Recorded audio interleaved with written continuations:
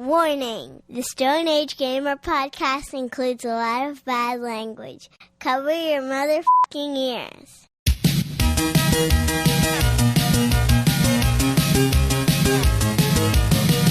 Good evening and welcome to the Stone Age Gamer podcast. I'm Kris Randazzo and joining me tonight is the creepiest baby in town, Dan Ryan. I don't know what that's a reference to. What is that a reference to? There was a new trailer for Mario Tennis, whatever the heck. Oh, coming yeah, out okay. in February. Fever Dream or whatever. Waluigi's in it. Yeah, Mario Tennis Fever Dream. It's Yeah, I think that's what it's 2026, and there are games coming out. What are they, and why should you care? Prepare yourself for 4 dimensions of Bubsy, because the Stone Age Gamer podcast starts now.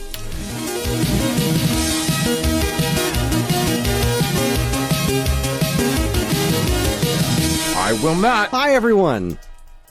This is episode 601. It's the week of January 16th, 2026, and welcome. For anyone new here, this is the official podcast of StoneAgeGamer.com. Dan and I talk every week about what's happening in the world of video games from a retro gamer's perspective, as well as whatever the heck else is going on in our lives. And speaking of which, how you doing, Dan? Oh, I am... So, one of the things that that has become just apparent in my life now, post-chemo. Jesus, you're bored already? I'm Fuck, so Kris! tired. God damn it! I didn't even take my pants off yet. You're supposed to yawn. Maybe I wouldn't be yawning. Oh, maybe. No. So, post chemo, one of the things that has become just increasingly apparent is that weather changes are going to fuck with me hard. And this week, it's apparently spring. So, we're sitting here. It is currently 54 degrees outside on January 9th of 2026. And this time last week, I was out here and I had my hand warmers like in the front of my shirt so that I could reach in there so that my digits didn't freeze off. This week, I don't have the heater on. I still have a hoodie and a hat, but that's because I'm bald and I don't want the glare to show. I don't want people to see, Kris. But like, yeah, it's just, I have been in such an interesting amount of pain this week from like just sharp. This has been awful. Like I now understand why old people, which apparently I am now, why old people move south. And fuck that noise, like I'm not gonna, but I do get it, because as the week has warmed up, I have felt progressively better. But it's fucking peaks and valleys, man. It's weird.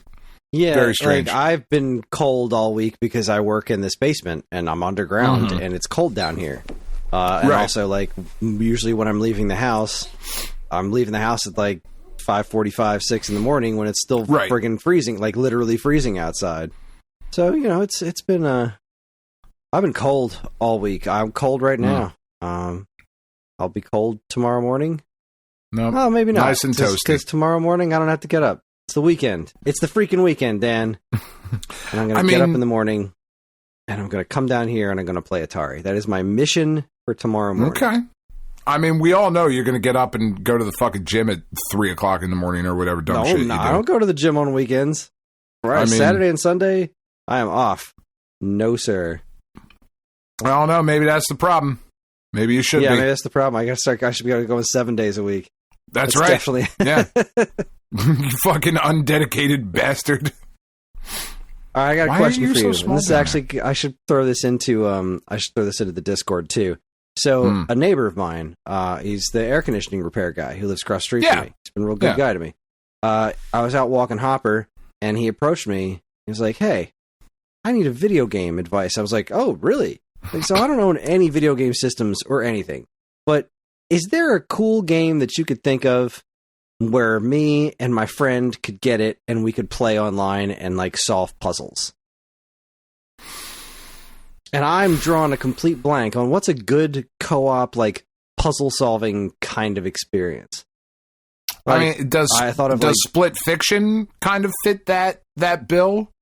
I don't know. I haven't played it. No, not really. Split Fiction is less okay. puzzle-solving, more like cooperative action, you know? Okay. I'm thinking, like, this is somebody who does not play video games. So even something like Split Fiction that involves moving a character in 3D space would probably be a bit much. So I'm thinking of, like, is there a co-op mode of Blueprints or something? Like, that's all about puzzle solving. Yeah, but that game is so fucking obtuse. Like, if you haven't been even if you have played video games, there's a lot of just video game logic to a lot of the things, if that makes sense. Snipper clips, but there's something else like snipper clips. That's puzzle solving working together. Yeah, part-time UFO. Okay, all right, maybe a Switch. Maybe a Switch. Oh, I didn't even bother Google searching. I mean, you know, why bother? I don't know if I feel like, are they online? I know Snipper Clips is online. Is Part-Time UFO online? I don't know. Anyways, I'm going to drop this into the old chitty chat there. Yeah. In the Discord. And I really don't know. That's like a genre that I don't know that I've ever thought about, like co-op puzzle games. Like, the first thing that came to mind to me was Four Swords, like Four Swords Adventures, but that's not online, which is freaking tragic because I think that's what he's talking about, like some sort of adventure thing where they go on an adventure and solve puzzles, where it's less like about the combat, but more about like solving puzzles. Right. So there could probably be some combat in it. See, I don't know. I don't know the guy very well, but I know that he does not play video games. He doesn't really know much anything about it. So whatever he gets, he'd like need to get the game system and the game, and he seems fine with that idea.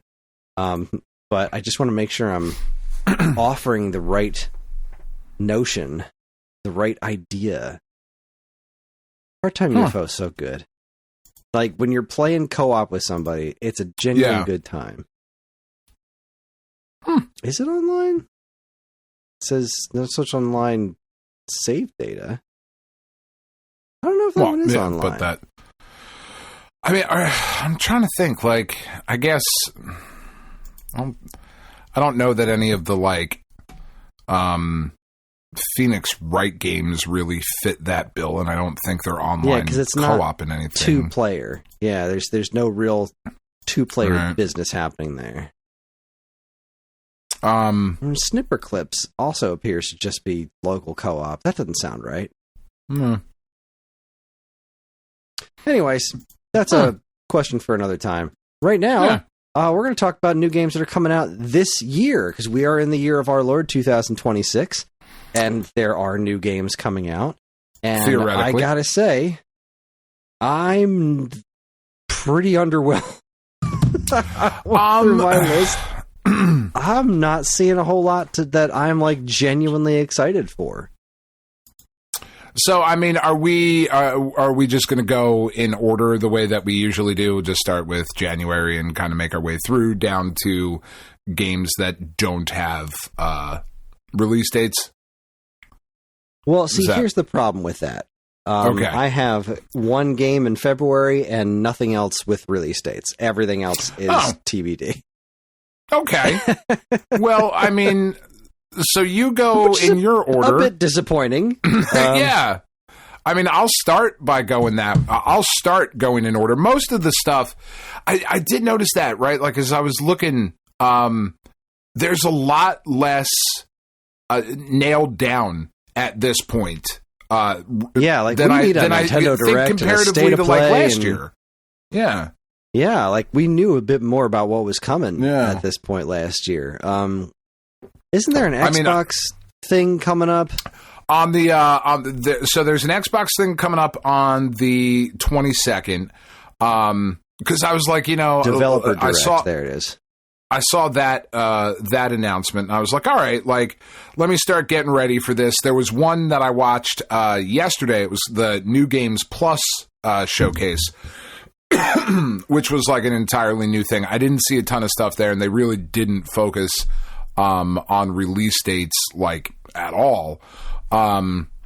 It's weird, but I have a few that have dates and then mostly stuff that comes later. But let me jump in. Let me go first, since the one that I have actually comes out on the 20th of January, and that game is called Mio Memories in Orbit, and it's coming out. I remember. Yeah, you've mentioned this one before. PlayStation 5, Series X and S, Switch 2, Switch, and PC.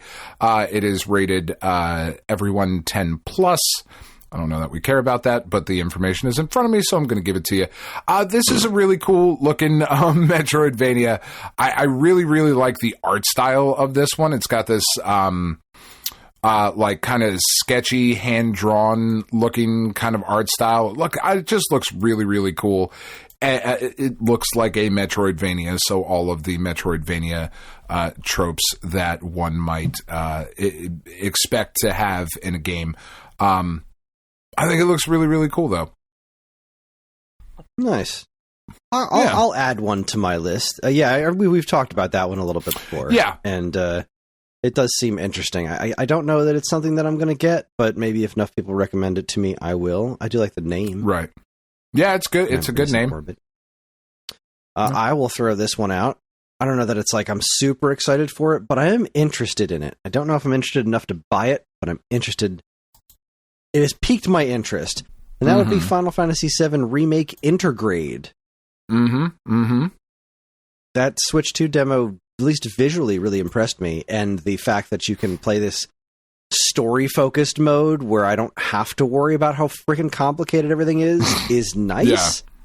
But it almost makes me wonder, like, well, at this point, why not just watch a YouTube video? I don't know. But the demo was kind of fun. And I would be interested in playing more of it if I could get it in some sort of affordable manner, because that does not seem to be the case. No. No. Like, this one's going to be, what, 70, I think? Let's find out. 70 or 80, What is Final Fantasy going to be on Switch 2? Final Fantasy 7 Intergrade. No. That can't be right. What, 40? 40. Really? No. That can't be right. I mean, it is a, like... Yeah, it is an older game that's getting ported to... Yeah, this is coming out on Switch and Xbox. That... That is definitely... I would say that is worth it at 40. Well, because this is... what am I looking at? It's the limited early purchase edition. I don't know what that means. I don't know. Okay, see, there's this limited early purchase edition, but then there's this one right next to it. Limited early purchase edition, Final Fantasy VII Remake Intergrade Digital Deluxe Edition. Now that's 60. What makes this... What is this? Yeah. Contains the full game... Final Fantasy VII Remake Episode Intermission, episode featuring Yuffie, and then a bunch of weapons. And, okay, so it's got this extra episode. All right, so what does the other one have in it? Let's find out. Probably not Yuffie. Edition. Oh, story. Nope, it's got the Yuffie mission. Is it really? Wait, what is? Okay, I need to look at these side by side. This is completely batshit insane. What's the actual difference here? Hold on. All right, we got to look at this side by side, because the listing's totally different. One of them's 60, one of them's 40. Let's see. Digital Deluxe Edition content. And this one just said, let's see, it also includes Intermission, a side story starring Yuffie. So this one says the story. This is a partial remake of Final Fantasy VII, first released in 1997, blah, blah, blah. Content included in this product. Final Fantasy VII Remake Intergrade, full game, Intermission, weapon, Cackstar, that's fun to say, Midgar Bangle, Shinra Bangle, Corneo Armlet, Superstar Belt, Mako Crystal, Seraphic Earrings, Carbuncle, Chocobo Chick, Cactuar, Final Fantasy VII, a ported version of the original game of Final Fantasy VII? Are you kidding me? Okay, here's all this other stuff. Holy crabs, that is a lot. So there's like a digital content viewer, an art book, a mini soundtrack, just a bunch of stuff that I will never even sniff. So like stuff if you're a proper nerd, like this is for you. Yeah. Yeah. Okay, so what is this one then? This is just Final Fantasy VII Remake Intergrade, which is also $40. And why are there all these different lists? What's the difference? There's so many different flavors. I'm so confused. I mean, this is also something that I would want physically, but I don't even know if this is coming out physically. I mean, it's definitely not going to be on a fucking cart, right? Like, that would have to be a digital key card, I would imagine. Well, you tell me your next one while I look this up. My next one also comes out in January, except it's already been out for a little bit on the Switch, and I haven't gotten the first two remakes. Maybe this is the one I will get, because I do like this one the best. But that would be the Front Mission 3 remake that comes out January 30th for the PS5, Series XS, PS4, Xbox One, and PC. And it's rated T for teen because only teens can drive mechs. I really like the Front Mission games. I think they're really, really fun. I have been very interested in Front Mission First, that remake, and Front Mission 2 remake. I didn't pick them up yet because when the hell am I going to have time to play them? Like, I just know that I don't. Front Mission 3 was my favorite of them back in the day, though, so maybe I will grab this one eventually. I am excited that it's coming out regardless. This is cool. Front Mission is great, and I wish more people loved it. Yeah, no, I've never been able to get into it myself, but I'm glad you're that not a tactics guy. That's just not your a tactic guy. No, it's just not your thing. And if you don't like tactical RPGs, like, the Front Mission games are definitely not for you then. Definitely. Like that is definitely what they are, and they're not even like a soft tactics like Advance Wars. These are these are tactical RPGs, so getting all up in your business. Getting tactical all over the place.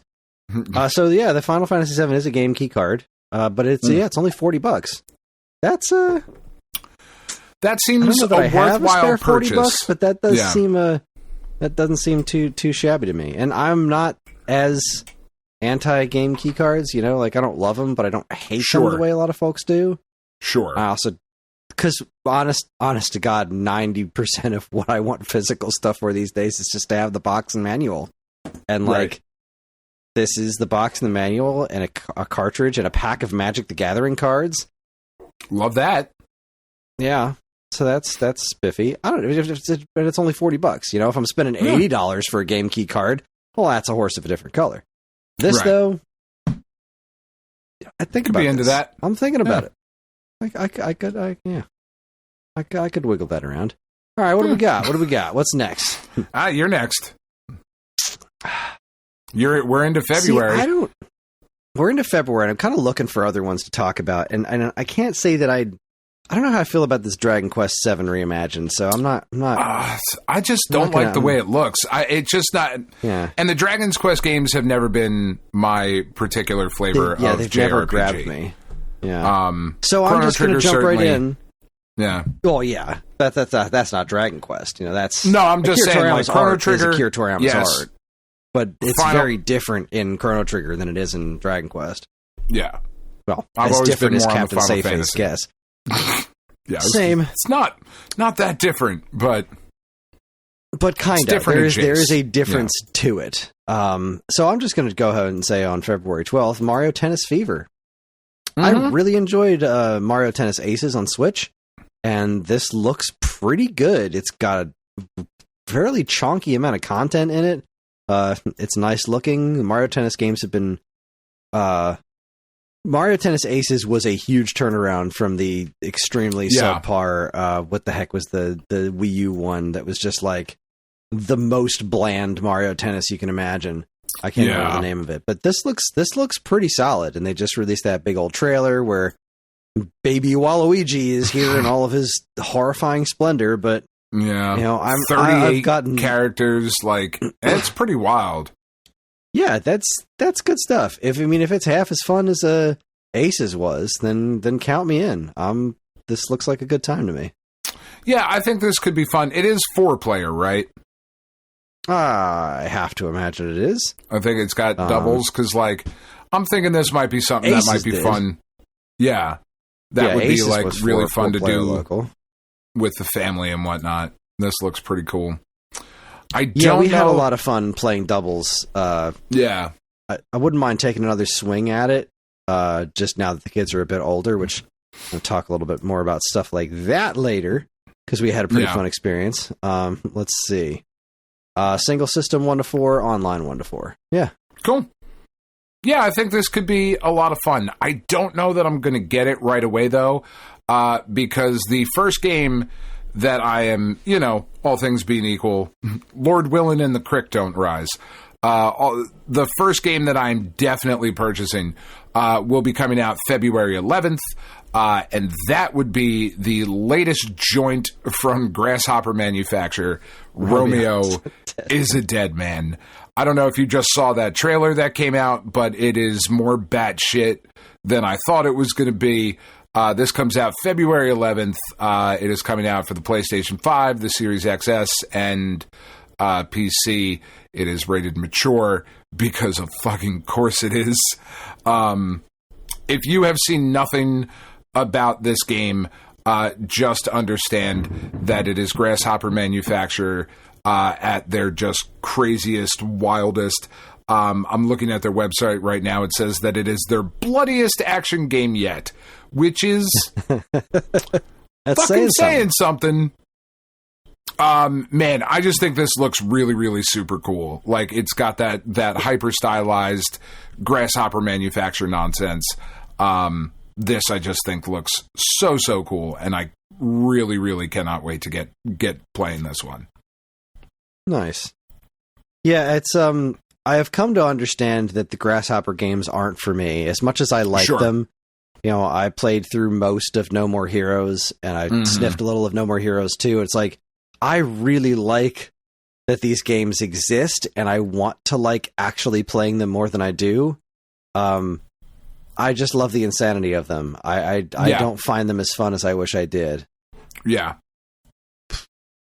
All right, I'm all the way out into May, and I have not seen anything else of the date that I'm like all over here. I mean, well, give Pride me Model looks interesting, but I was going to say, give me a couple minutes, I'll get there.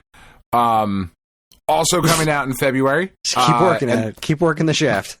Yeah, I got it. I'll just keep. Was that on camera? Did I get the hand motion on there? Because my thumb doesn't really work, so I can't really grip anymore. But I have to be Tone, like. I know it.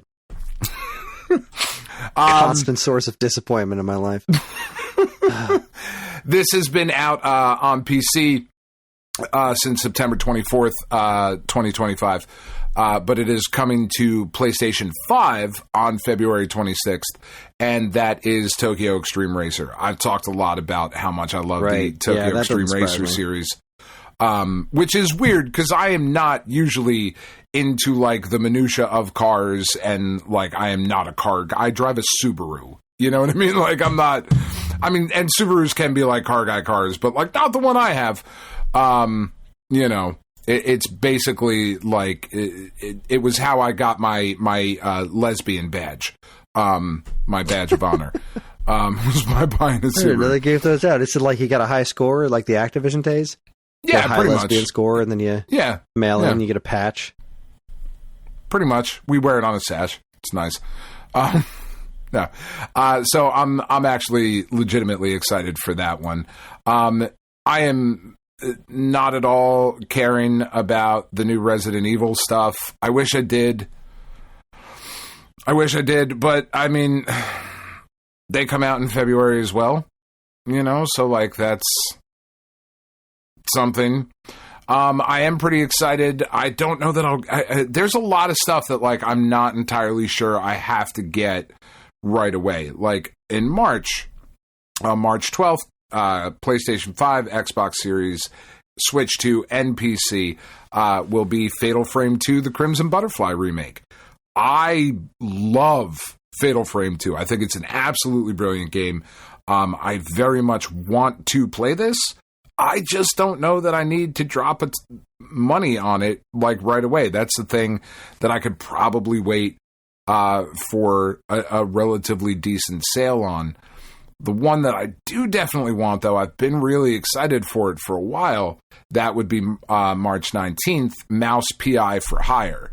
That is the rubber hose style animation first-person shooter. I think that one looks really, really cool. We found out about that, 2 years ago? Something like that? I think somewhere around there. Yeah, at least a year or two. Yeah, at least Sounds a year familiar. or two. I think that one looks really cool. That is also coming for PlayStation 5, the Series, Switch 2, Switch, and PC. I like that one is coming to Switch. I'm hoping that means it's optimized, to run on that. Probably means it'll run relatively well on the deck, would be my guess, because that's probably where I would play that one. But then, yeah, I guess the big one, the first like big major studio releases, like you said, in April, Pragmata, that comes out April 24th. And there's a demo for that on something. It's not on the Switch 2, but I feel like I heard there was a demo for that somewhere. It looks cool. I am more excited for the week after, because that is Invincible Versus. That is coming right. That looks on April 30th. That looks really fun. I'm excited for that to come out so that I can watch people play it. I'm not going to play it myself, but it's not coming to Switch or Switch 2, so you're not. Oh yeah, that'll do. That's PlayStation 5, Series X, and S, and PC. Also on April 30th, though, the next game that I am relatively sure will be a day one purchase for me, that is the PlayStation 5 exclusive Saros from Housemarque. That game where the kind of roguelite shooter, very similar to Returnal, that sort of thing. That game just looks... I think that game looks fucking incredible. I think that one has really a ton of potential to be like Game of the Year. Do you remember which one I'm talking about, Kris? Because I know this is not for you at all, but I think this looks great.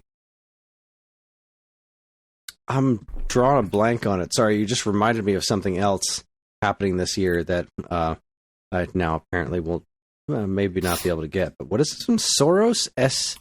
Saros. S-A-R-O-S. Saros. Oh, this looks vaguely familiar. It's very brown. It is, but not in the way that like Gears of War is brown. This is like a distinct choice that they're making. Right. Okay. I remember the trailers for this one. Yeah, it looks neat.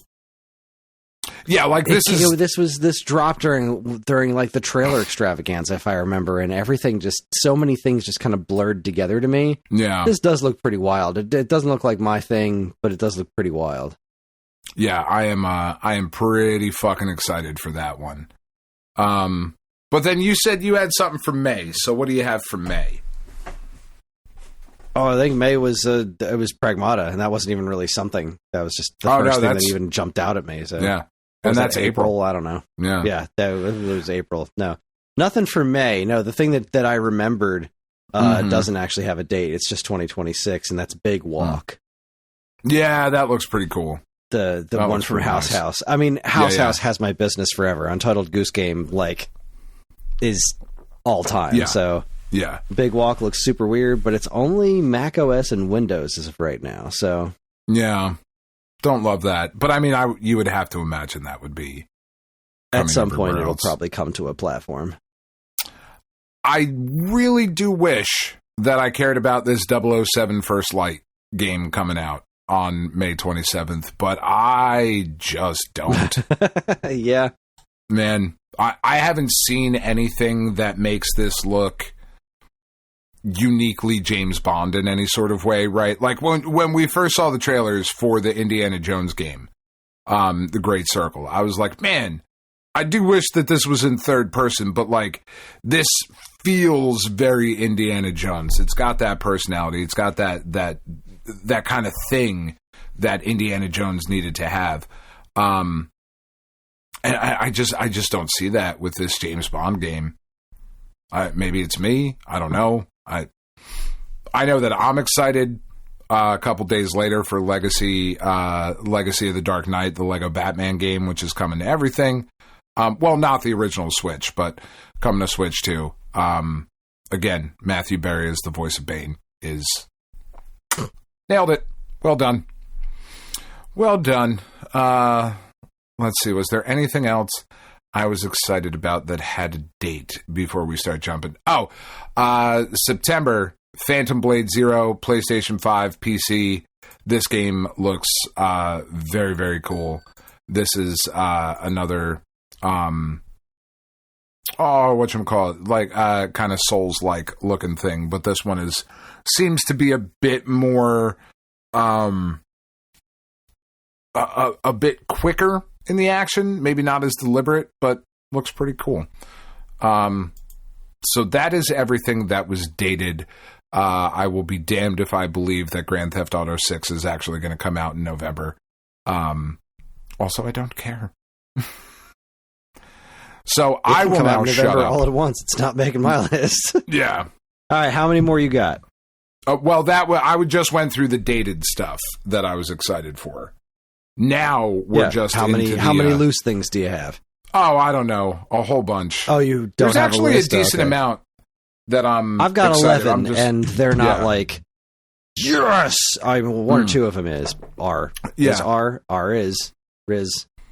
All right, well, give me your first one. I'm gonna adjust my camera just a tiny bit since I'm sitting up now. There we go. Yeah.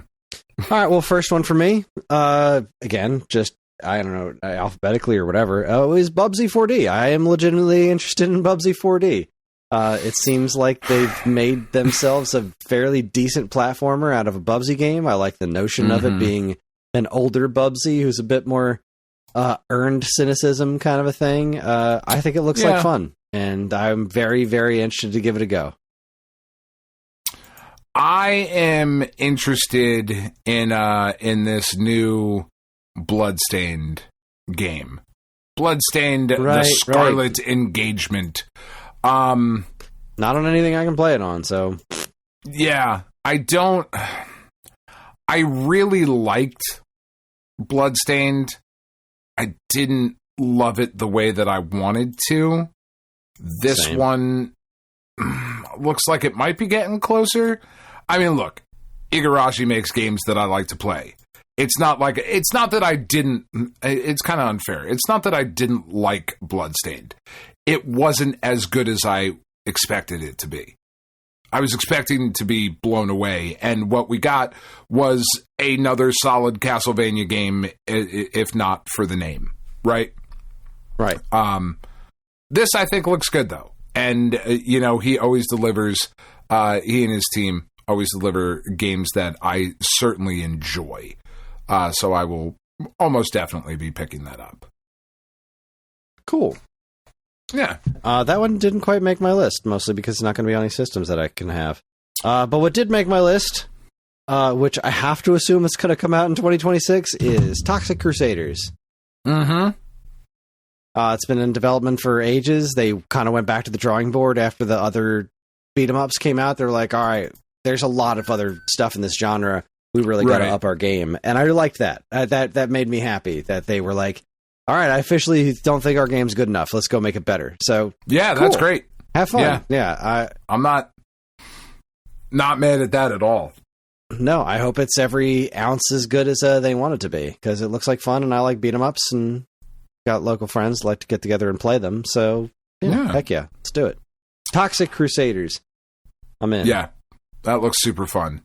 I am super excited. I don't know how to describe Densha Attack or Densha Attack. I don't really know how to describe this game. But it's the like train skateboarding ish game where you're like a train and you're jumping back and forth on rails. It looks very, yeah. Look this up because this is coming to everything. This is coming to PS5. Densha? Or well, this isn't coming to Switch, so never mind. You can't play it. DENSHSHATTACK, like all one word. Densha Attack. But it looks very Jet Set Radio, Jet Grind Radio kind of thing. The bright colors and the like really poppy visuals, and it just looks like absolute madness. And maybe this is something that you could play on PC. That maybe John's computer could run this. It just looked. I don't know what the fuck is happening, but I want to be a part of it. It's a train doing tricks. It's a train doing like kickflips and fucking shove-its and shit. Like I don't know what the fuck's going on, but I definitely want to be a part of it. I think it looks awesome. This looks completely bananas. Yeah. And again, you really got to wonder why this isn't coming to Switch 2. It doesn't look like it's doing anything fancy. No, definitely not. Strange. Yeah. Whatever. Yeah. All right. Good pick. My next one is Indiana Jones and the Great Circle. It's coming out on Switch sometime in 2020, Switch 2. And I'm a big Indiana Jones fan. I've heard nothing but great things about this game. Not nothing but great things. I've heard largely great things about this game. I am very curious to give it a go. I hope it's as good as folks tell me it is. We'll talk about that a little bit later today. Next one on my list is the next Supergiant Games release. This got delayed, Supermassive Games. This got delayed from last year. This is the Choose Your Own Adventure studio. This is Directive 8020. It is their scary Choose Your Own Adventure horror game set in outer space. This looks really cool. This is kind of right up my alley. I absolutely have adored their games. For what they are. They're nothing mind-blowing, but Until Dawn, I thought was great. The Quarry I thought was super, super fun. They've done really good work. It's really fun to kind of play through that story, and taking that style of storytelling to horror themes and horror tropes in outer space kind of hits me right where I live. Like, I love that shit. I am so fucking scared of outer space. Like, if anybody was like, hey, here, we, for whatever reason, have picked you, Dan Ryan, to come with us to be like outer space, be like, we can go ahead. We need you to repopulate, to spread the human seed throughout the stars. You're all fucked. Sorry, I'm not going. That shit's fucking scary. Have you looked? Up there, it just keeps fucking going. It doesn't stop, and it's getting bigger. What? Fuck that shit. So, no. This, I just think this looks really cool. I'm into this. My next one is a game that I know almost nothing about, so I put it on my list, and it is Splatoon Raiders.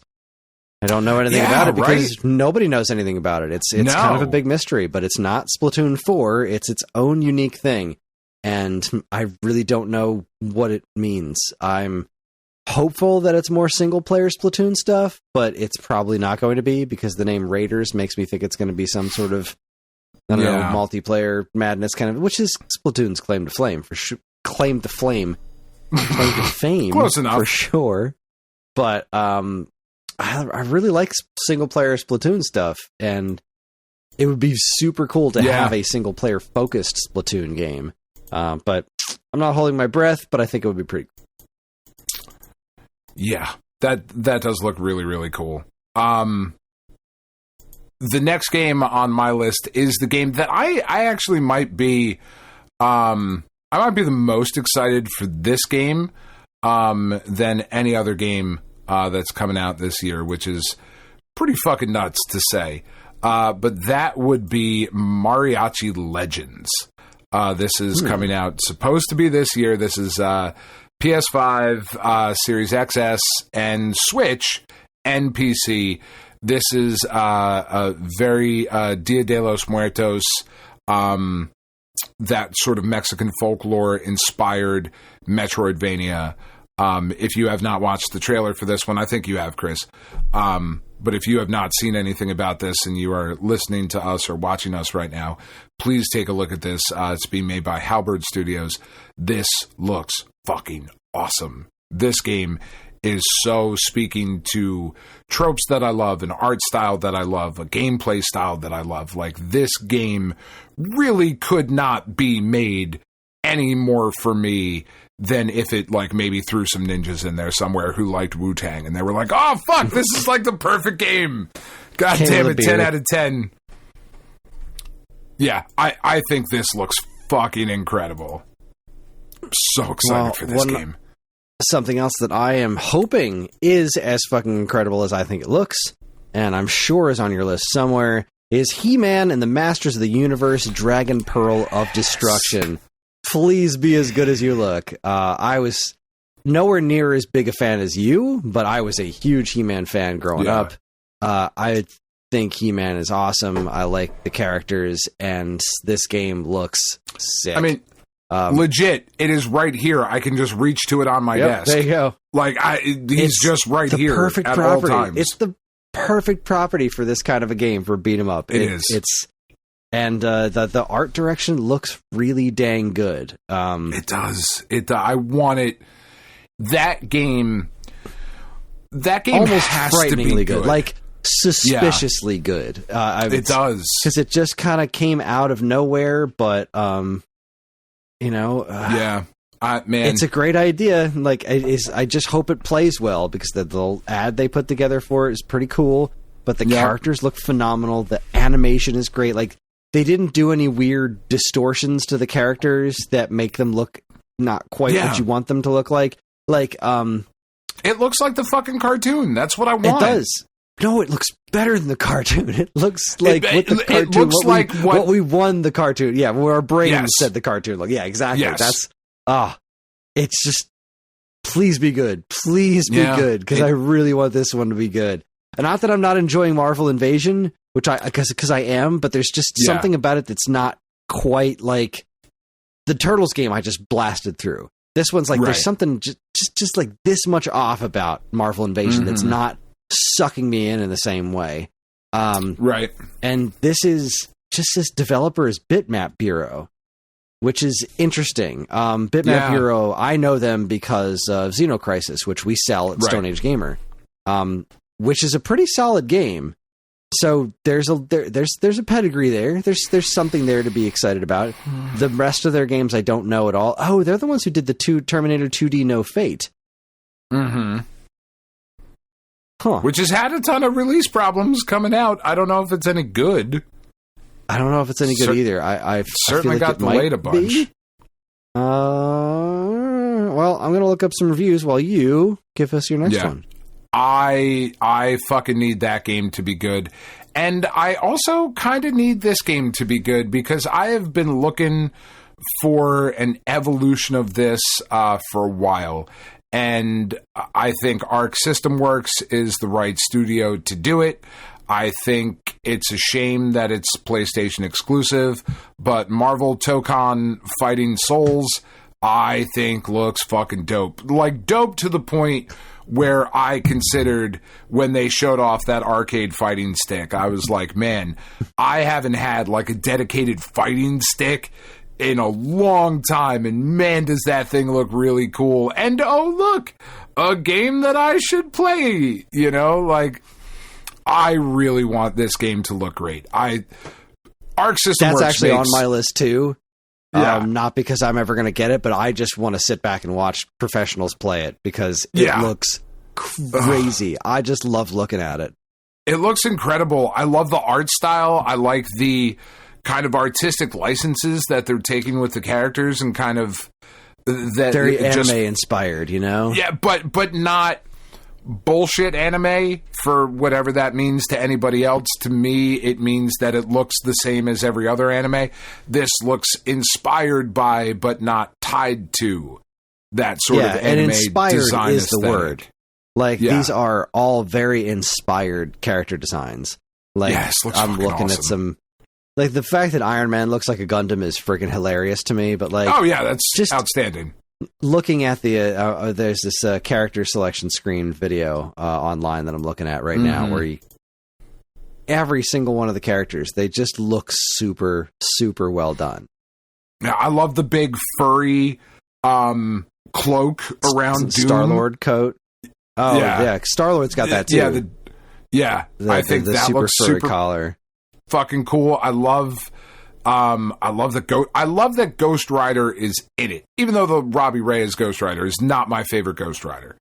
But I do love his design. But his design is super cool. I'm so excited that he's actually in the game. I love that Ms. Marvel's in the game. Man, I really want this to be great. Ghost Rider's one of my bigger disappointments in Marvel Invasion. Like, yes, Cosmic Ghost Rider. Oh, sorry, I thought you were going to say Ultimate, Capcom, Marvel versus Capcom Ultimate, whatever the fuck. Right, but in Cosmic Invasion, it's Cosmic Ghost Rider. So like his flaming head is constantly in a tank. So like, that's half the fun right there. I want a big flaming head, but it's just like it just blends in because he's in a tube or whatever. Yeah. I would have preferred cool like shit. Danny Ketch or Robbie Reyes or fucking even Johnny Blaze, like an old school, like classic 70s Ghost Rider, which would not have fit the fucking vibes of that game even a little bit. But, this game, I really, really want this game to be as good as I think it's going to be. I think it is going to be because I think they're putting... This is a pure passion project. I think they're putting everything they have into it, and I think it's going to be awesome. Yeah, and I do think, like, as much as I think it's sad that it is tied to the PlayStation 5, and I don't think a game like this should be gated for exclusivity, right? This is a fighting game. This should be, but also Sony's paying for it. They're focused. Sure. But I also like the fact, and I would like it not as much as if it were exclusive to the other two, because I don't think they could handle it as well, maybe. But I like that they will be able to focus their development on making it particularly great for the PlayStation, right? That's one of the great things about console exclusivity is when you have a console exclusive, you can tailor it to that console experience. And this is being developed from the ground up for the PlayStation. So it's going to utilize that hardware to the best of its ability. I think it's going to be incredible. I got high hopes. I'll let you know, because that is going to be a day one. Yeah, and I would never have bought it myself anyway, because I just don't play fighting games anymore. I love watching them, but I don't get anything out of playing them by myself, and I don't have a lot of folks to play with online that are my similar skill set. Like, it's like, it's either I play against my kids and I can't lose, or I play against my other friends and I can't win. Like, there's just no... Yeah. I have no mediocre fighting game fans. Either they're really good or they're really bad. I need some genuinely mediocre fighting game fans. My next pick has been delayed as well, but I liked the demo that I played. Is Mina the Hollower. Yes, I really, really want that to be great too. As do I. I want Yacht Club Games to have, a hit under their belt, because I don't want them to close down. But also, like, make more games, guys. Yeah. This one's cooking for ages. And the demo was good, but I don't know, man. Something about it didn't quite like. So, I don't know. I'll talk about that a little bit more later. The demo was good. Yeah, the demo was fine. It was fine. Didn't blow my skirt up. But it also wasn't bad. It was fine. But it also seems like the kind of game that doesn't demo well. Like, it's like playing a demo of Link's Awakening. Like, what are you going to get out of a demo of Link's Awakening? You got to that game's an experience, so you got to really go through it. So we'll see. We'll see. But I've got 9 optimistic. More. Sorry. Yeah, I've got 9 more to answer your question. Well, you stole one of mine, you jerk. I'm sorry. 2, 3. I only got 4. So go. All right. I'm going to take a nap. And I'm in alphabetical order, technically, because even though this starts with a W, see how many more you steal from me. Marvel's Wolverine. Oh, yeah. PlayStation 5 exclusive Insomniac games. I don't know if this is coming out this year. The 3 Spider-Man games that Insomniac has done, Spider-Man 1 and 2 and Miles Morales they're just incredible. And Wolverine is a character that is so ready for a legitimately great video game presentation, right? Every iteration of Wolverine in video, not every iteration, outside of fighting game iterations of Wolverine, it's felt limited to me. Like even the Ultimate Alliance games and the X-Men Legends games, I still haven't really felt the Wolverine game that I wanted it to be. Certainly not like Spider-Man and the X-Men, like going back to that. I mean, I think the closest thing was that X2 game, right? X2 Wolverine's Revenge. Yeah. That was actually pretty solid.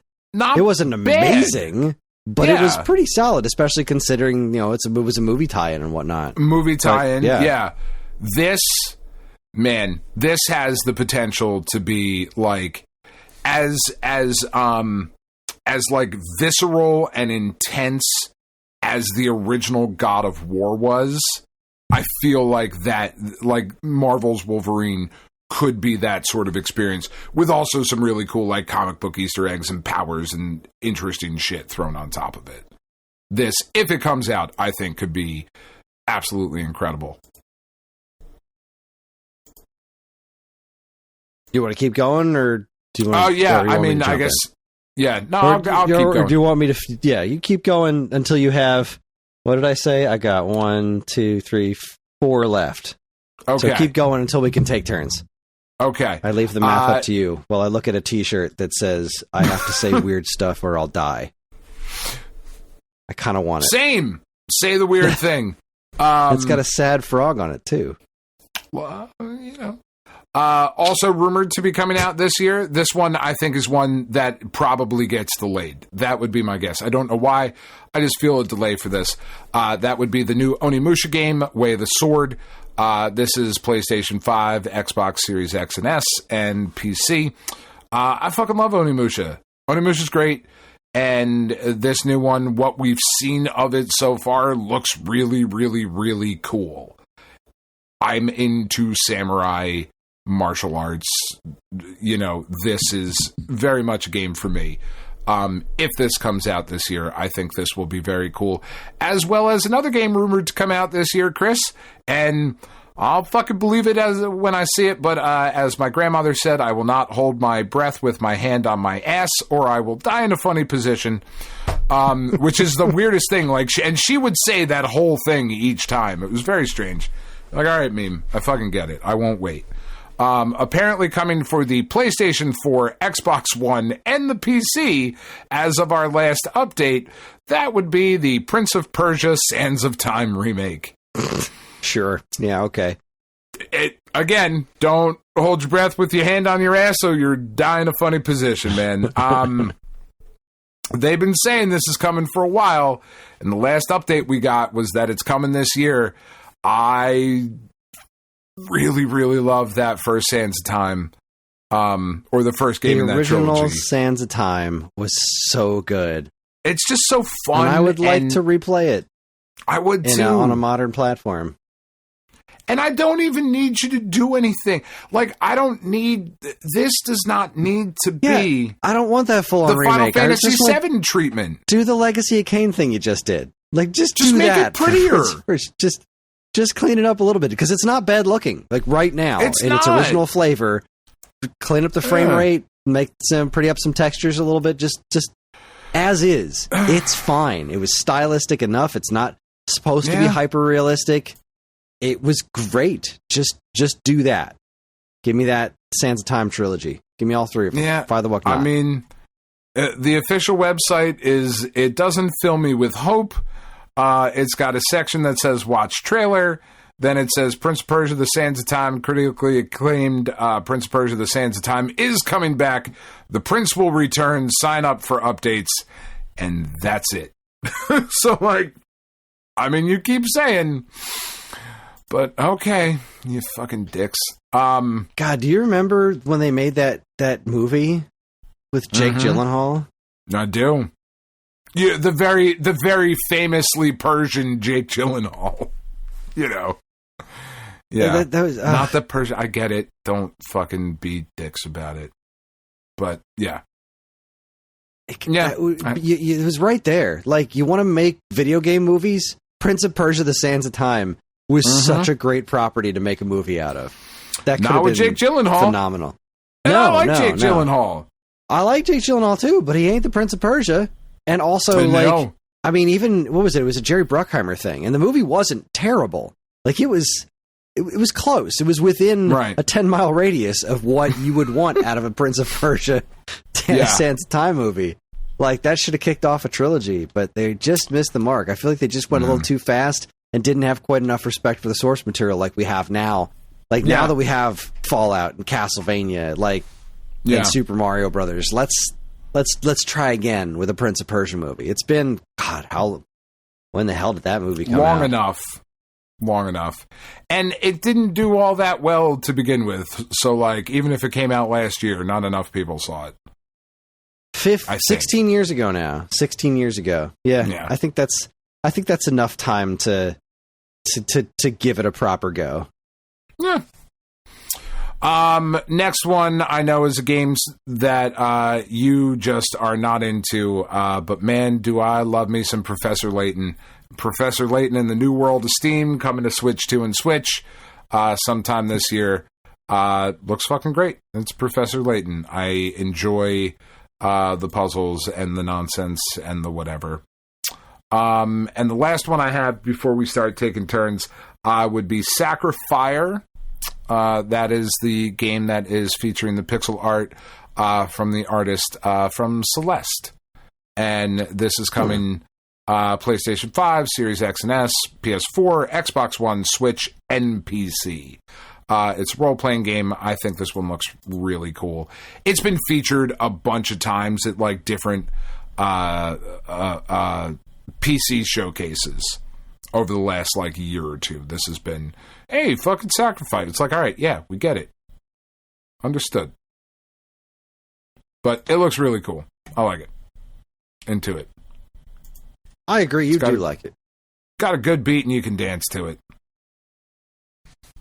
That's all you need. No, fuck. That's all you need. Never mind. I take it back. I'm sorry. I'm a fucking idiot. This isn't the Celeste people. Never mind. I take that back. That is Neverway? Yes. That is Neverway. Anyway, all right. This still looks pretty fucking cool. Yeah. I would believe you the first time too. In fact, I did. I know you would have just stuck by it. You know, I don't like to be an unreliable narrator. Anyway, all right. We're down to 4. What you got? All right. My first of what's left is something I can't say I'm overly confident in, but I would like for it to be good, and that is Danger Mouse. Because I have wanted a Danger Mouse video game since I was a kid, and now they're making one based on the rebooted version of Danger Mouse, which is excellent. I can't tell exactly what kind of game it is yet, right? Because we had it was a Kickstarter thing, and there's been some cinematics, some brief gameplay stuff that kind of makes it look like a beat 'em up. It looks vaguely beat 'em up.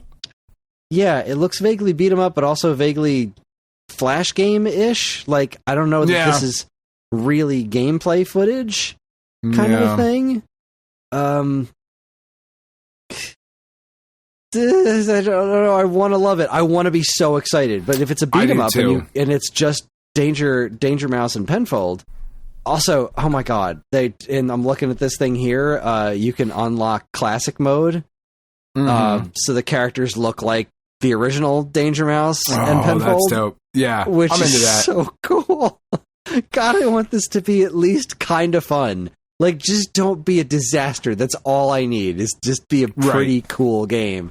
Because, like, be as good as like Cobra Kai. Right? Like, be as good as Cobra Kai. The game Cobra Kai? Yeah. That game was hard, but it wasn't bad. It wasn't bad. It was vaguely fun. Yeah. Yeah, I guess. Be as good as Cobra Kai. There's so much room for, like, there's vehicle segments that they showed. So, like, I just want it to be good, because Danger Mouse is so good. Danger Mouse was it was one of my absolute favorite properties growing up. And it's still so good today. If you've never seen Danger Mouse, anybody listening to this show, if you've never seen Danger Mouse, new one or old one, doesn't matter. Just pop on a random episode and enjoy some really dry British humor and a super secret agent mouse and hamster. That's fucking great. Fun. It's just great. It's so good. Great. In fact, I want to watch Danger Mouse as soon as we're off the show tonight. Speaking of beat 'em ups, Chris, the next one on my list is made here by Tribute Games, and that is Scott Pilgrim EX. Right, I forgot about that one. Yeah, I love Scott Pilgrim. I know you do. I really like the Scott Pilgrim versus the World. I wrote articles about it, which you can read on the StoneAgeGamer.com. Justify my paycheck. You're doing that right now there, sexy pants. Oh, that's right, baby. This looks really cool. Tribute Games makes really good games. Shredder's Revenge was fucking awesome. This has Brian Lee O'Malley involved. It's got Anna Monoguchi back involved with it. This should be awesome. There is a crazy physical edition coming from Limited Run that is completely sold out now. So, you can buy it on the secondhand market with really cool... They had really, really cool physical stuff coming with this. I think this looks great. I kind of need this to be great. I need more stuff as my kids get older and they want to play games together. I need more stuff that's awesome and fun, and I really want this to be one of them. Okay. Yeah. I hope it is everything that you want it to be, Dan. I really do. I appreciate you. This one has not, I guess it hasn't been confirmed that it's coming out this year, but I'd be shocked and amazed if it didn't. And that would be Dadish 5. Because when you beat Dadish 4, it says Dadish will return in Dadish 5. That's probably not going to take a whole extra year to come out. At the rate Mr. Young coughs up these wonderful, wonderful little treasures. So color me excited for Dadish 5 whenever that surprisingly shows up in my life. Yeah, kind of anything that Thomas K. Young puts out, right? Like, you're just... Yeah, pretty on top of. Yeah. So a game that sneakily could be one of the coolest, most interesting, best games of the year is supposed to be coming out. It's Xbox exclusive at the moment.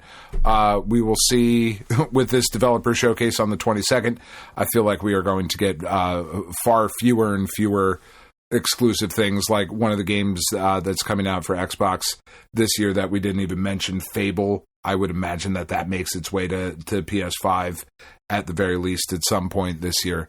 But the one that I'm super excited about that they're putting out is there are no ghosts at the Grand, which had that really cool trailer. Oh, right. Yeah. If you remember that, like, kind of musical singing thing. So what weird this game... as heck. It's this super totally fucking your weird. Thing. Totally my style of game, right? This is a thing that I'll play with Tiff that she will be super into. But just a quick gameplay synopsis for those of you who don't know what the hell this is. During the day, and this is just from Wikipedia, during the day, the player is tasked to renovate a decrepit hotel using various cleaning tools. After nightfall, the player fights against ghosts using the cleaning tools as weapons. The tasks are assisted by an AI DIY assistant Robert C. McBrushy, a Scottish paintbrush who talks to the players.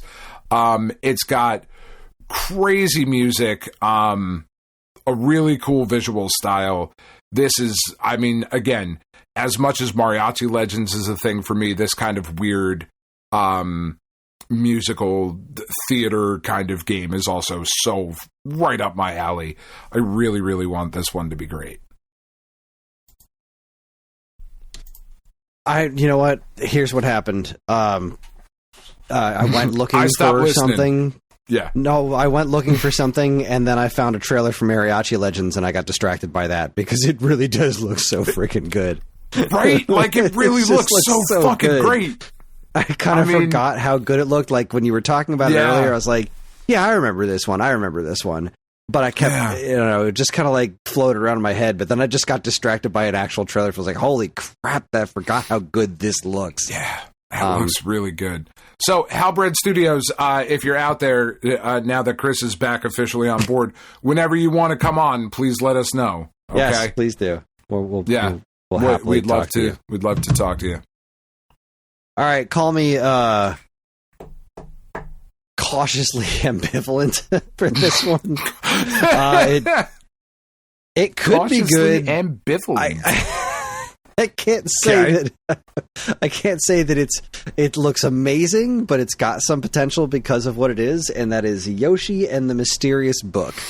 It looks like a little kid's game, and again, there's nothing wrong with that. No, but I love me a good Yoshi game. Yoshi's Island is phenomenal. Yoshi's Woolly World is phenomenal, and the rest of them are fine. I want another really good Yoshi game. And I don't think this is it, based on the trailer, but the trailer didn't really show us a lot anyway, so... Right. I'm leaving this as this one's kind of an open book right now. Yeah, this one did not make my list. I know that the last game on my list is 1,000% on your list, but this Yoshi game... I've only got one more. Yeah, I know. I've got one before the one that's on both of our lists. This Yoshi game, it looks cool, but... it's not without its charm, but it also... Certainly. It's not for me, the trailer. The trailer during the Nintendo Direct was just like, and then he went over and did the thing, and then the thing was done. Yeah. Okay. I like this big doofy book with the big bushy mustache. Like, yeah, like it looks really cute and charming and all of those things, but for like, not for dudes in their 40s, right? Yeah, like unless it's like, I mean, if this is just the tutorial stage, maybe, but like, I want to see some really interesting platforming stuff. I want to see some Yoshi's Island level of just creative, challenging stuff. Right. And I don't know that we're going to see that. I don't think this is that.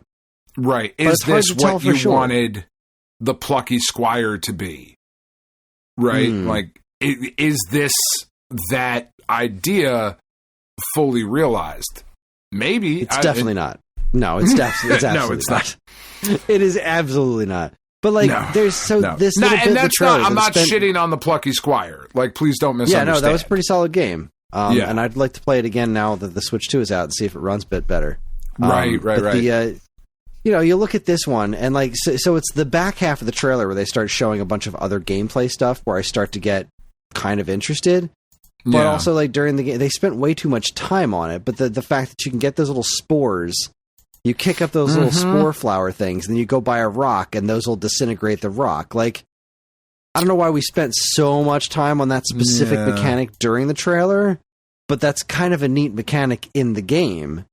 And also kind of weirdly dark, like where he gets the spores and then that cute little flower creature gets the spores on him, and then the flower creature turns all white and sad, but the spores are all really happy because they're like sucking his life out of him. Like, I want to know more about what this game is, because it could be just a super bland kids game, but it also has a lot of potential to be far more bizarre and interesting. Like, there's this one stage that I'm seeing here that's got a bunch of ruined, looks like wind turbines in the background that might also be trees.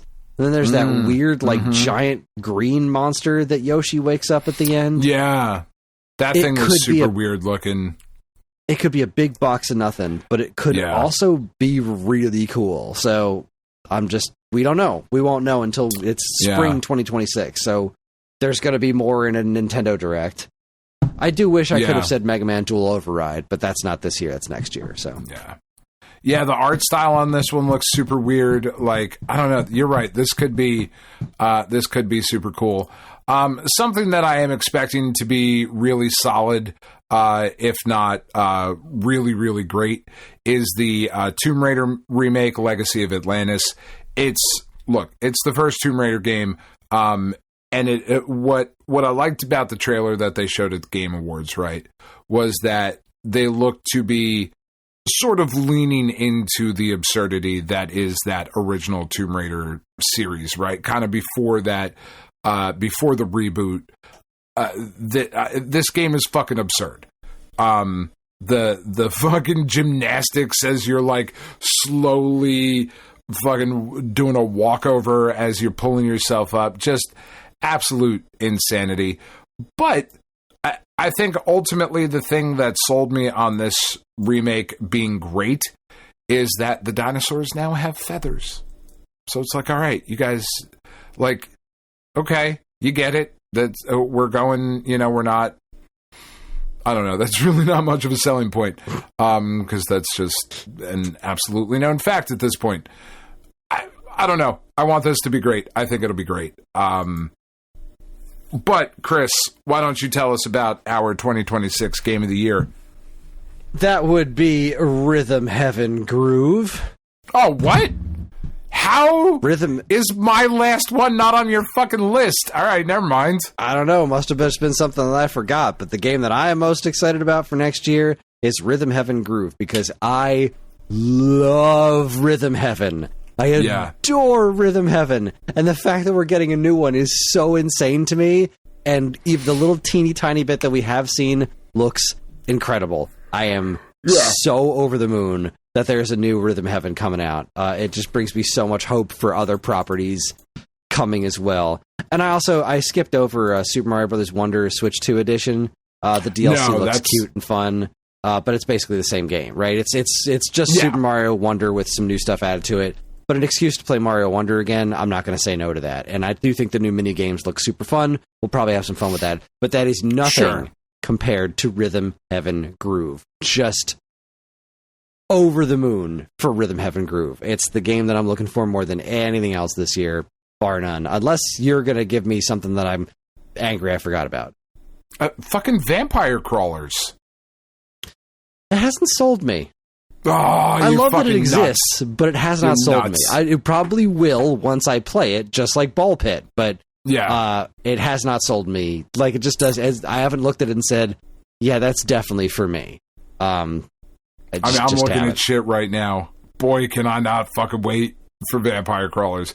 I mean, I certainly like card games more than you do, right? Like that. That is true. That's true. Vampire crawlers isn't immediately like, this is my kind of thing, but I will probably play it and then never stop. Like it's probably right up my alley. It just hasn't caught me to say, no, this is definitely something you need to play. But it should have been on my list. You're absolutely right. I'm kind of cheesed at myself for not putting it on my list because it should have been. Yeah, I mean it. So I didn't love Berserk or Die. We've talked about that. It's fine. It's fine. But Vampire Survivors is just, I mean, fuck, man. It's just, we've talked so much about Vampire Survivors. I have also talked so much about my love of card games, right? And card-based combat games and all of that stuff. Throwing these two things together here, this has the potential to be the game that sucks away more of my time than anything else this year. Or it could be fucking terrible, which I really, really doubt it is going to be. Yeah, I mean, it looks good. I would be shocked if it was terrible. Yeah.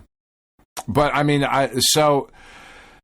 that's the weirdest thing here, right? Is that so that's the last thing I have on my list. And there's some big heavy hitters, some things that I'm really, really excited about, for sure. But I like we said when we started talking about this, I feel like we know so much less this year than we did last year or the year before. And I will default to my same answer that I kind of give every year when we get to the point where, like, what are we most excited about? Most excited about for the things we don't know yet. Yep. Right. There's going to be a Nintendo Direct one of these days, and I'm going to be right back in it. I'm going to be right back in it. Yep. You know, right I'm now... just looking at the Rhythm Heaven Groove trailer again. These weird little frowny faces that are jumping in the tutorial so are just bringing me so much joy. It looks so fun. God, I love Rhythm Heaven. Yeah. It is kind of interesting, though, like, going through this list, right? And I'm very happy that I have mine. If you're a Switch 2 owner, though, it's a pretty bleak-looking year at this point. Even, I mean, Rhythm Heaven... Like, I mean, that's very much a you game. It's very much a me game. It's very much an our audience kind of game. Yeah, it's but it's not a very mainstream fucking game.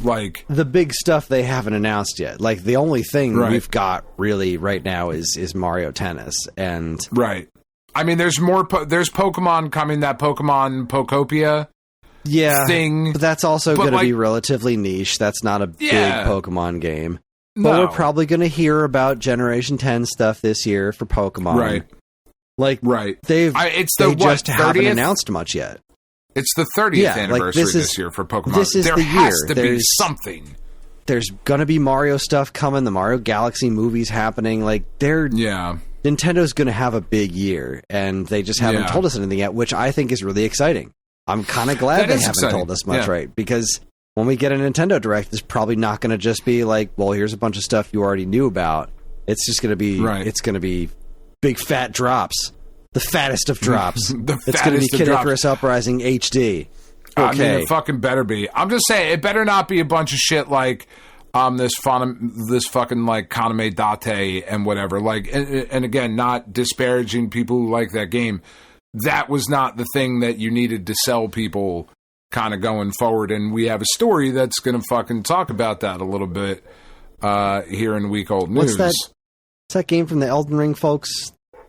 That's coming this year. The Duskbloods? Yeah, that's, again, I didn't think it looked very good. But we haven't seen much of it yet, and it's never going to be my kind of thing, but it's probably going to be pretty good, because they don't really make bad games.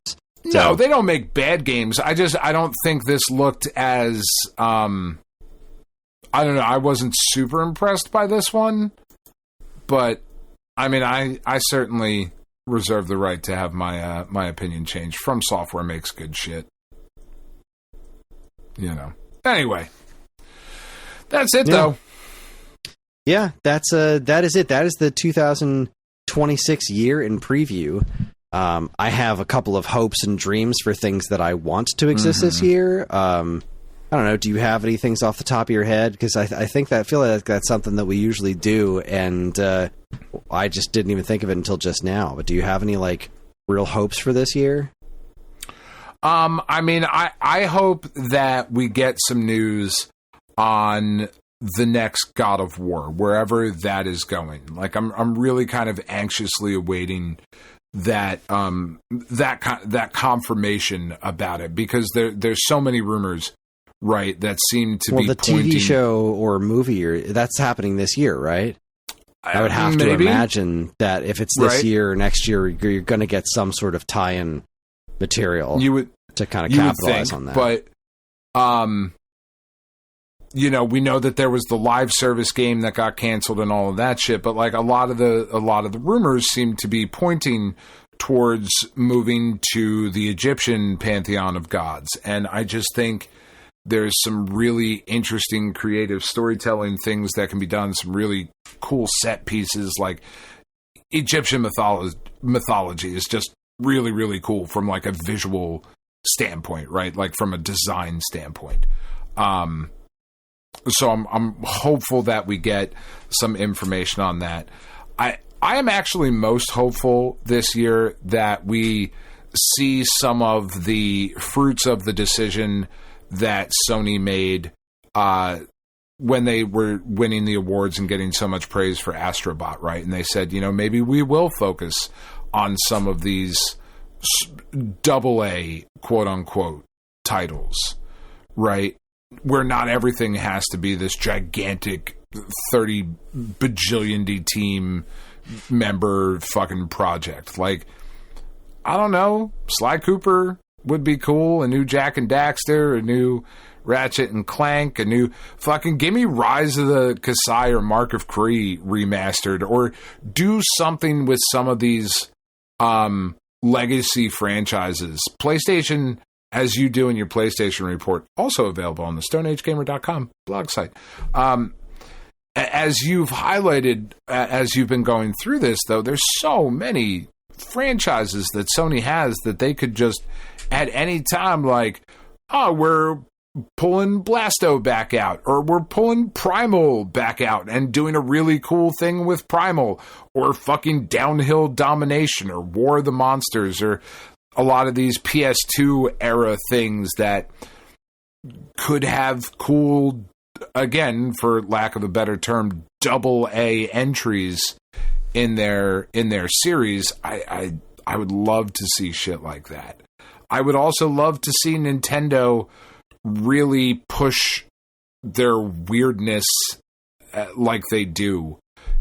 Things like Rhythm Heaven, I hope, are a really good sign of Nintendo just being like, yeah, fuck it, we're weird, here's some shit, and it's not for everybody, but it's for you, and here you go, you can have it. So, yeah. And I hope the Steam machine is not $1,300, which it's going to be. That's the other fucking thing I hope. For sure. God, I don't want that thing to be that expensive, but it's going to be. And, like, I think when that thing is...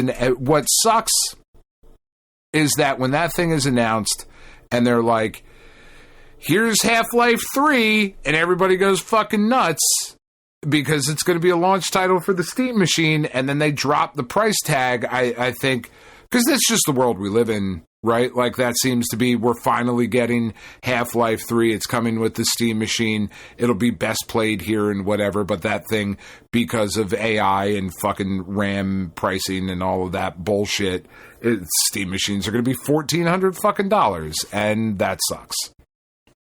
So all of a sudden, it's very not going to be played by a lot of the people that want to play it. It'll just be too expensive. And that would be a fucking shame for something like that to end up in that kind of position. It would. So I hope I'm wrong. I hope you are too. Yeah. What about you? Well, I mean, obviously, my long-standing hope is for Kid Icarus Uprising to get ported to modern platforms, so I could play it with a controller, or preferably make mouse controls on Switch 2 would be pretty great. That could be very really cool. happy to be able to play that game in that way. I got two things that I'm actually planning on writing about. One of them is that I really hope that I doubt this is real. I doubt both of these are real. But one of them is that I really hope that somebody is making a really good DLC to flesh out Metroid Prime 4. And when I say a really good DLC, I want Psylux DLC. I want the game where you play as Psylux, how he survived the end of Metroid Prime Hunters, where he got those weird Metroid Mocktroid things from, how he infected all of the, like, what happened to him when he got to Vuros, because they don't tell you shit. You have a couple of run-ins with robotic versions of him that turn out to not be him for reasons, and then you have this awesome boss battle at the very end, but, like, I want to know his story. I want to know what he was doing that whole time on Vuros, including this one really excellent action set piece with him in it, but played from his perspective. I want to play through the game as Psylux, surviving Vuros on his own, trying to hunt down Samus and the Federation Force folks. What challenges did he face? How did he get to control of these Metroids, these mock droids, or whatever they are that he's got? Like, there's so much potential there that would be so cool, and it would really flesh out the Prime 4 experience. Like, it would just... Because that's kind of what I feel is missing once I finish the game. It's like, yeah, but this is great. Where was this the rest of the time? Like, I don't know. It's a weird thing. Yeah. And this other one... No. The tacos are great. But what I'd really like is the mail. I had to choose between the tacos and the mail. What I would really, really like to see, and again, I don't think this is ever going to happen, is I want to see an Atari VCS 2. I want to see a marginal increase in power. It doesn't need to be much stronger than it is to do what it needs to do. I just want it to run its operating system nice and smooth. I want it to have a cartridge slot like the 2600 and 700 Plus, right? Those systems have performed relatively well. So let's take... I got to play over Christmas break, and I forgot to mention this. I think it was the Atari Game Station, the handheld thing. Oh, yeah. I got to play that thing, and it really got my head thinking. Because what's wild about it is that it's this little handheld thing, and it's got your little D-pad and analog stick or whatever, but it's also got, built onto the face of this thing, a tiny trackball and a spinner. And it's like, shit, a paddle and a trackball actually can work on a controller. So a VCS 2 that combines the control aspects of that Game Station Go and has the cartridge slot of the 2600/7800 Plus that is already performing decently well. That's backwards compatible with all the old Atari games, the new Atari cartridges that are making. But then, and I don't know if this is if this is possible with technical limitations, but if you could start publishing the new games, like the indie games that show up on VCS, like Donut Dodo, in those Atari 2600 sized cartridges that can fit in that cartridge slot and play like that, and then just start eating what's the Evercade's lunch.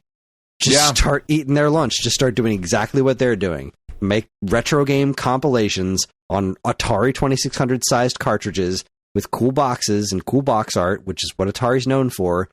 Yeah. Obviously, they're not having too much trouble selling new physical Atari product, like to the limited degree that they are, but they're doing it well enough that they're clearly making a profit because they keep doing it.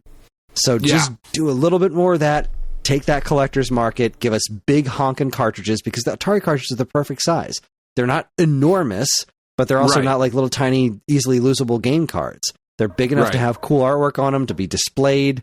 They're uniform size, and if you can make that much game information travel in that kind of a slot, or make a new version of the slot that can handle reading old 2600 cards and also modern games, I think that would be the coolest thing in the world. Because the VCS, as far as a physical design for a unit, is like the best looking console out there.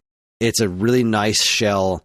It's a really awesome modernization of the old 2600 design. I think just some modifications of that, because the VCS itself, there's nothing really special about it, which is one of its big issues, other than it looks real neat. It's a novelty.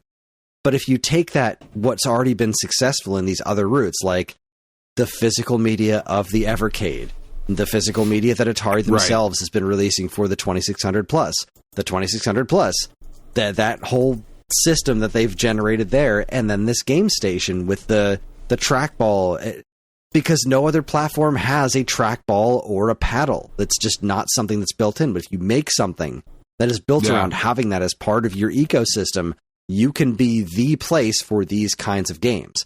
Those games will play better on your platform than everywhere else. And you can still publish them everywhere else and make your money there. But for the enthusiasts of these kinds of games, especially for when you start making those that retro... is looking for this. Right? You keep making those retro collections, and you have your breakouts and your Circus Ataris or whatever. You make those classic games that require things like an Arkanoid collection. Like, could you imagine playing a modern Arkanoid with an actual, like, paddle controller? It would be fantastic. Yeah. Do these kinds of things. I think there is potential there for that to be a profitable business structure. I would love to see that this year, because the VCS has wound down. It is basically toast now. Atari is sold out of them. They're not going to be making any more of them. it's effectively done. So what is their next hardware venture? I think taking the best of what they've created with the 2600 and 7800 plus and this little Game Station Go thing that wasn't all them, but they were involved in, mash that stuff together with what's good about the VCS, keep all those games available. There's not a ton, but it's a well-curated collection of really cool games that are very Atari. And it's a really nice looking operating system. I love the way that system looks when you're playing it. When you're going through the menu and when you pick a game, it zooms into the game. It's not overly complicated. It's just simple and stylish, and I love that. And I feel like I feel like there could be a market for that. But I'm gonna word barf that onto a blog sometime in the next couple of weeks. It'll be fun. But that is our 2026 year in preview, and that is our first break. We're going to take ourselves a quick break. When we come back, we are going to jump into week-old news and figure out what the heck's going on in the world. You're listening to the Stone Age Gamer podcast from Geekade.com. Stick around.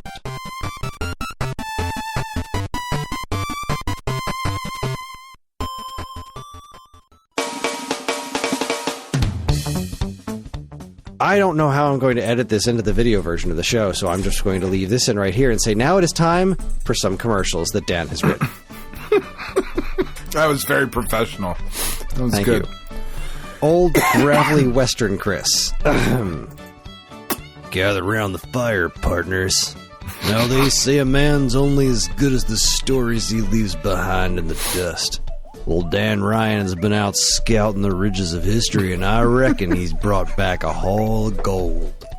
It's the Retro Caveman Awards, looking back at the legends of 2015, 2005, and 1995.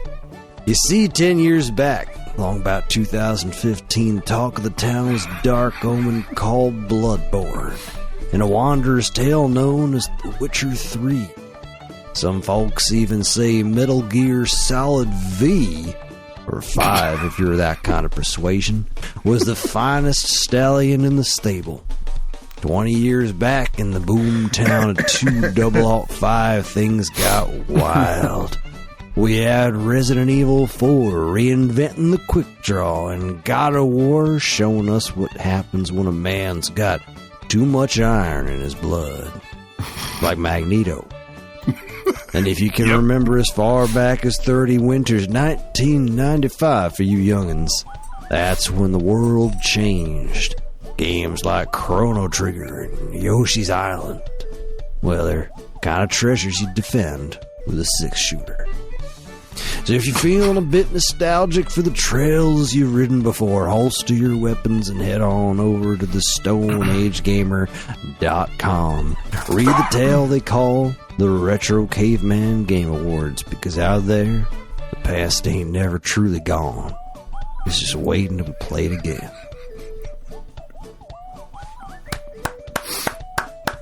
Bravo. Well done. Well done. Thank you. Thank you.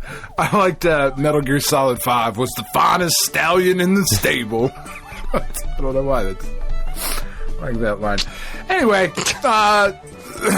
so this is it was 50s commercial style, so it appeals to women because they were obviously at home during the day. Hey, mothers! Are you tired of that old stubborn boredom clumping up your afternoon? Does your family suffer from the doldrums after a long day of school and chores? Well, put down that mop and listen close. There's a brand new miracle cure. Dadish 4, that's right. From the brilliant mind of Thomas K. Young comes the latest in home entertainment technology. It's the platforming sensation that's sweeping the nation. Does your current game lack a father's touch? Well, in Dadish 4, poor Dadish has been snatched away by the most fearsome villain of all, the Homeowners Association. It's up to young DJ to scrub away those evildoers and find his father across 50 handcrafted stages of pure, sparkling fun.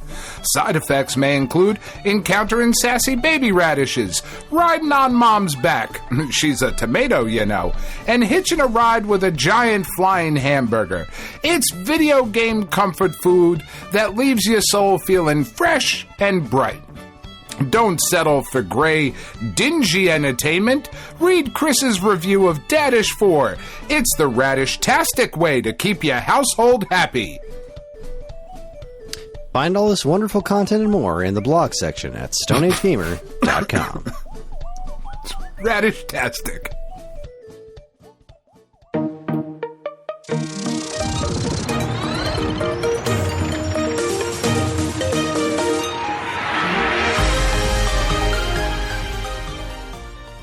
Yeah, I need a micro SD card express for my Switch 2 because I keep having to clean out the fridge every time I download new games. Now, of course, I did just delete 8 fucking gigs of videos that John has taken of everything he's done on the Switch 2 since we've gotten it. Literally ever? Yeah. Roddy does that, and I don't... I'm like, dude, why the fuck did you take this video? Literally nobody is going to watch. You're not going to watch this. Do you really need to relive every moment of Kirby Air Riders? Because you know how you can do that. Play it again. Playing Kirby Air Riders. It's a racing game in a fucking circle. Oh my god. It really isn't. That game is fucking nuts, dude. That game is fucking nuts. That is a Sakurai-ass Sakurai game. Well, there is so much shit just oozing out of every pore of Air Riders. John's almost done with it, but holy crabs, that game is just dripping with content. It's insane. I mean, you want to be dripping with something, and content is, well, one of the options. That is certainly a thing you can be dripping with. It is. Speaking of dripping, hey, we're back. Gross. But maybe not, depending on...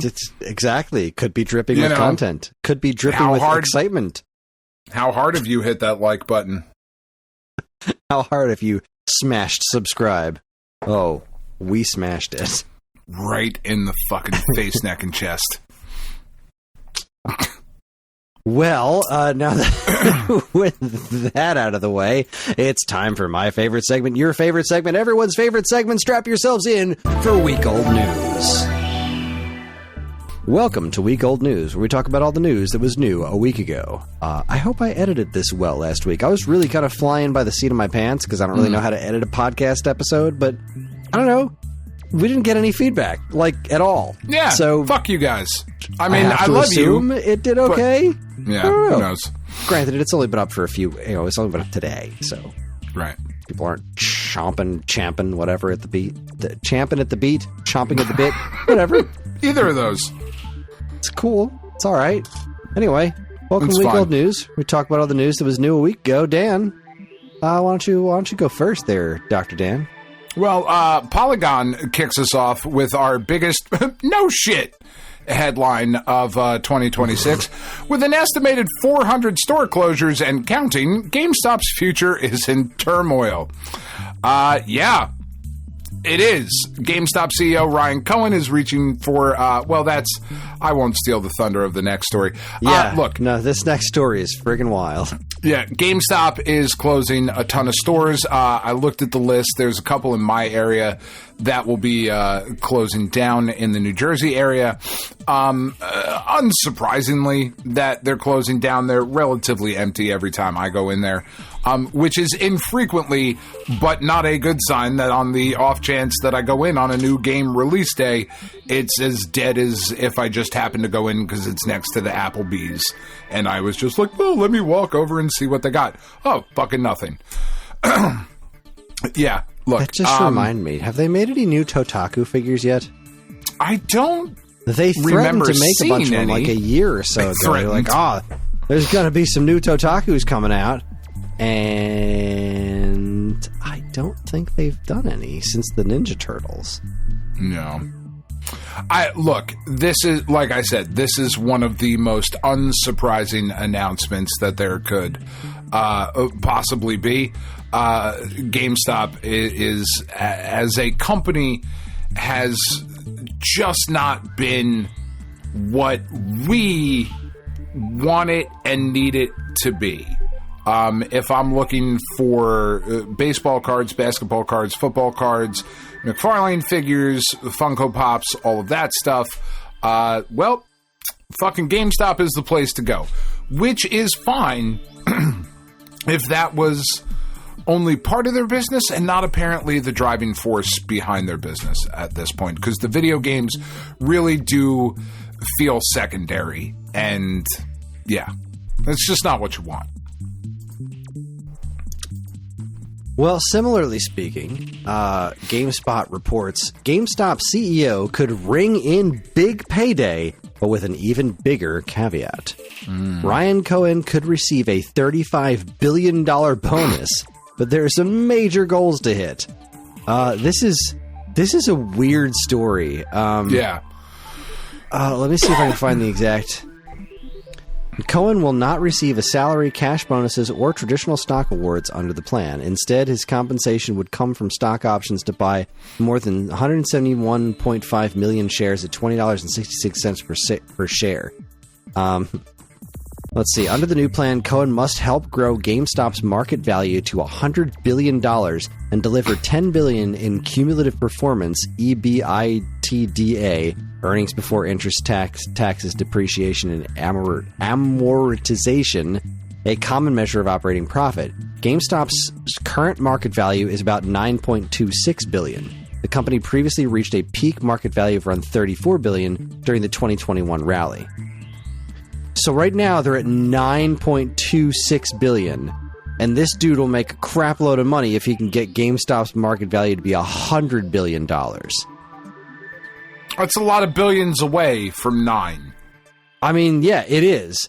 But this is probably the first time I think I've ever seen an insane, CEO corporate paycheck be tied to something equally insane. Yeah. Like, okay, sure. If this guy can do this for that company, maybe he deserves it. Give him a crap load of money, I guess. I don't know. This is completely insane to me. This is absolute madness. It's this is the I think the exact opposite of what GameStop needs to be doing. It's my understanding that one of the trends for this year is analog. People are getting really fed up with digital-only things on a relatively large scale. And you've been seeing things crawl back, but there is now we're starting to see a resurgence of CDs. We're starting to see a resurgence of physical movies because the streaming services have gotten so far out of control. They're awful. They suck. So there's the convenience factor is there, but there seems to be a real desire for people to just go out and buy the things that they want. Obviously, this isn't like a huge thing. It's not going to overtake digital because, when it comes to laziness, nothing tops that. Right. But that toothpaste is out of the tube at this point. But as we've seen with vinyl, there is a possibility for this kind of thing to be sustainable as long as you maintain reasonable expectations. Which we've seen in the vinyl market has been completely fucking insane. Where, a record will come out and then 2 days later it'll be scalped for $850 on eBay because people are the worst. But there's something there. If GameStop could manage to not be like, no, we need to be $100 billion. We need to be one of the biggest things in the world. Maybe just kind of settle for, closing a bunch of stores is probably a good idea. It's terrible to say that. But for GameStop, for this kind of chain, for this kind of thing, especially after all the companies that they bought, they had too many locations. There was just too many of them around because now we got a GameStop and an EB and Software Etc. and a Funko Land and a Babbage's or whatever over the years. They've all become GameStops, and all of those now there were malls that had 3 GameStops in them. Which is absurd. Yeah, that's absurd. It's terrible. It's terrible that many people had to lose their jobs. But also, since, again, that toothpaste is out of the tube, if the company's going to be around, They shouldn't have made those purchases in the first place, I would argue. But since we are where we are, if they're going to stay around, store closures are kind of their only option. And I think there's a way to approach this where GameStop becomes something modest and then can be something good. But that's never going to happen because GameStop will never, ever be modest again. No. They will never be modest. They want to be the biggest or nothing. And they'll cash the fuck out and take everyone down with them if they have to. But yeah. Yep. I don't love this story, but I'm not surprised by it. Our friends over at GameSpot report that Nintendo Switch 2 sales were reportedly not amazing over the holidays. Despite its impressive launch, Nintendo's new console appeared to lose momentum at the end of the year. The article goes on to state that Switch sales in the United States were down around 35% from November to December compared to Switch 1 sales. I would like to go back and kind of look at what was available on the Switch 1 and at that point versus what's available on the Switch 2. But this is a very unsurprising headline, right? You're going to see a lot of bullshit and a lot of spin come out about how strong the economy was and how well stores did and companies did, and sales were up and things were up and all of these things were up. And yes, all of these things were up because they were more expensive, right? And as these things go up and things are more expensive, the quantity necessarily then drops, right? That just makes sense. That's pretty easy to follow. So, yeah, sales were down. And the software really wasn't there for a strong holiday for Switch. Like, as we have stated many times before, and for whatever reason you and I don't fall into this bucket, but Metroid Prime doesn't sell as... It sells better in the United States, but it still doesn't sell the numbers that you would expect a tentpole Nintendo IP to sell, right? Mario Tennis is coming out in February, as we just talked about, not for the holiday season. Had it come out at the holiday season, I bet those numbers would have been a lot stronger. You know, Kirby Air Riders is a lot stronger. It's weird. It would have been stronger, but at the end of the day, this is still a $500 system. Yeah, I mean, when it's still, people are games are struggling. Yeah. Games are expensive, the system is expensive, and everybody is struggling to get by. Yeah. Like, the fact that this didn't sell as much as the Switch 1 did at a lower price when people had more disposable income is not surprising. None of that is surprising. Like, right now, there are a lot of folks who are struggling to make it paycheck to paycheck. And dropping $500, $500 on a Switch 2 was not an option for a lot of people. No. It just wasn't. And, like, there are tons of other factors, too. There's, like, yes, Mario Kart World looks fantastic, but it's like, we've got Mario Kart 8. Yeah. I've got Mario Kart 8 Deluxe at home with the DLC, and it's got 850,000 tracks. Like, we haven't even played all the tracks yet. Why don't we finish that? We can wait on a Switch 2. We don't really need the Switch 2 right now. You know what I mean? We're like, good. There is probably a lot of that out there in the world. It just is the reality of the situation. Yeah. It's unfortunate. They'll be fine. Nintendo's fine. Oh, yeah. Don't worry. Switch 2 is going to be fine. Yeah. Switch 2 is going to be Super Nintendo to the NES, I think. It's probably not going to sell as well as the Switch, but it's going to do just fine. Yeah. Engadget reports, speaking of things that are not just fine, Ubisoft is shutting down a studio 16 days after it unionized. But it has nothing to do with the unionization, obviously. It has nothing to do with it. Bunch of fucking assholes. Yeah, I don't even have anything else to say about it. Let's move on. Yeah. You've got our friends over at Toy Arc report that the King of Fighters 98 Fatal Fury team by Joy Toy is up for order. right now. These are really, really awesome looking King of Fighters figures. Now, whether or not you're a King of Fighters fan, I suppose will determine on how cool you think these look. But in this set, you are getting Terry Bogard, Andy Bogard, and Joe Higashi. And you are getting a ton of accessories, right? I'm looking at this picture for Terry Bogard here. You've got 2 big burning flame effects. You've got a second hand. You've got the wave effect. You've got a really nice stand. You've got 4 additional pairs of hands that come with him. So tons of accessories for each of the figures. The only issue that I have with these, man, these look fucking great, and I would love to add them to the shelf, but they are $45.99 a piece, or you can directly pre-order from the Joy Toy shop. They are for $137, and they're only 4 inches tall. That really fucking, like, if you've got the money, this is a fucking great set, and I really, really love a lot of the video game collectibles that are coming out. Fuck, is this expensive for 4-inch figures, though? They look great, but damn, that's a lot of money. Yeah.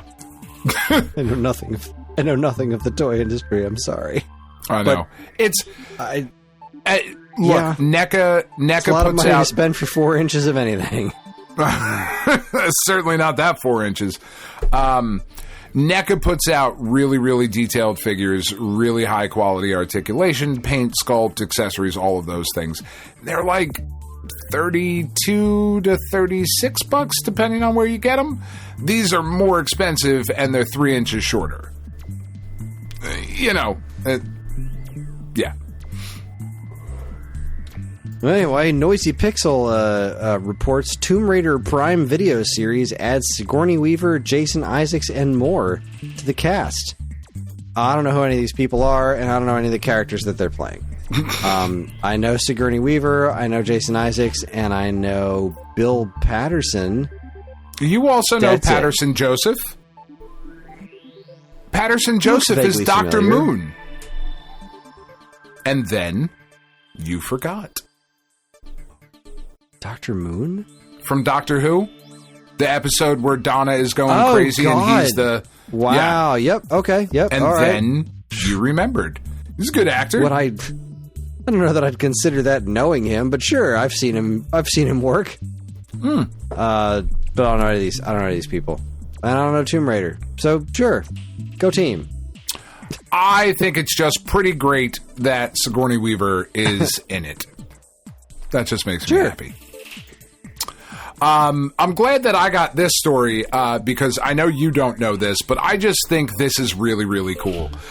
So Desherto, which is apparently how you're supposed to pronounce that according to a video that I saw of them, reports that Iron Lung, which is a movie that is being made by YouTuber Markiplier, has scored an international release with a massive UK cinema brand. What I think is so cool about this is that Markiplier, I don't know how familiar you are with Markiplier's work, Chris. I don't know if John ever got into his videos. But he is a YouTuber that has a massive channel, a massive following, has done just tons and tons and tons of games. And he makes really, really good content. And there was this particular game, Iron Lung, that he played that he apparently really, really liked and was like, you know what? Fuck it. I'm making this a movie. And then he did. And it looks awesome. And it's going to be all over the United States. It's going to be AMC, Cinemark, like Regal, like not tiny little theaters. Like this is going to major chains. This is a big deal production that he is starring in, that he made. Like I believe he wrote, directed, like he's doing the whole fucking thing. And now it's branching out to the United Kingdom as well. And the singular fucking drive and focus of like, no, this is dope. I'm going to make it a movie. Fuck you. I'm doing it. I fucking love that. It's so fucking punk rock. It's so cool. And I hope it's great, and I hope it makes all the money in the world. He's a good dude. This is awesome. I was hungry, so I started grabbing some trail mix. There's so much dog hair on my floor, and I keep dropping all the M&Ms. And now there's dog hair all over my M&Ms.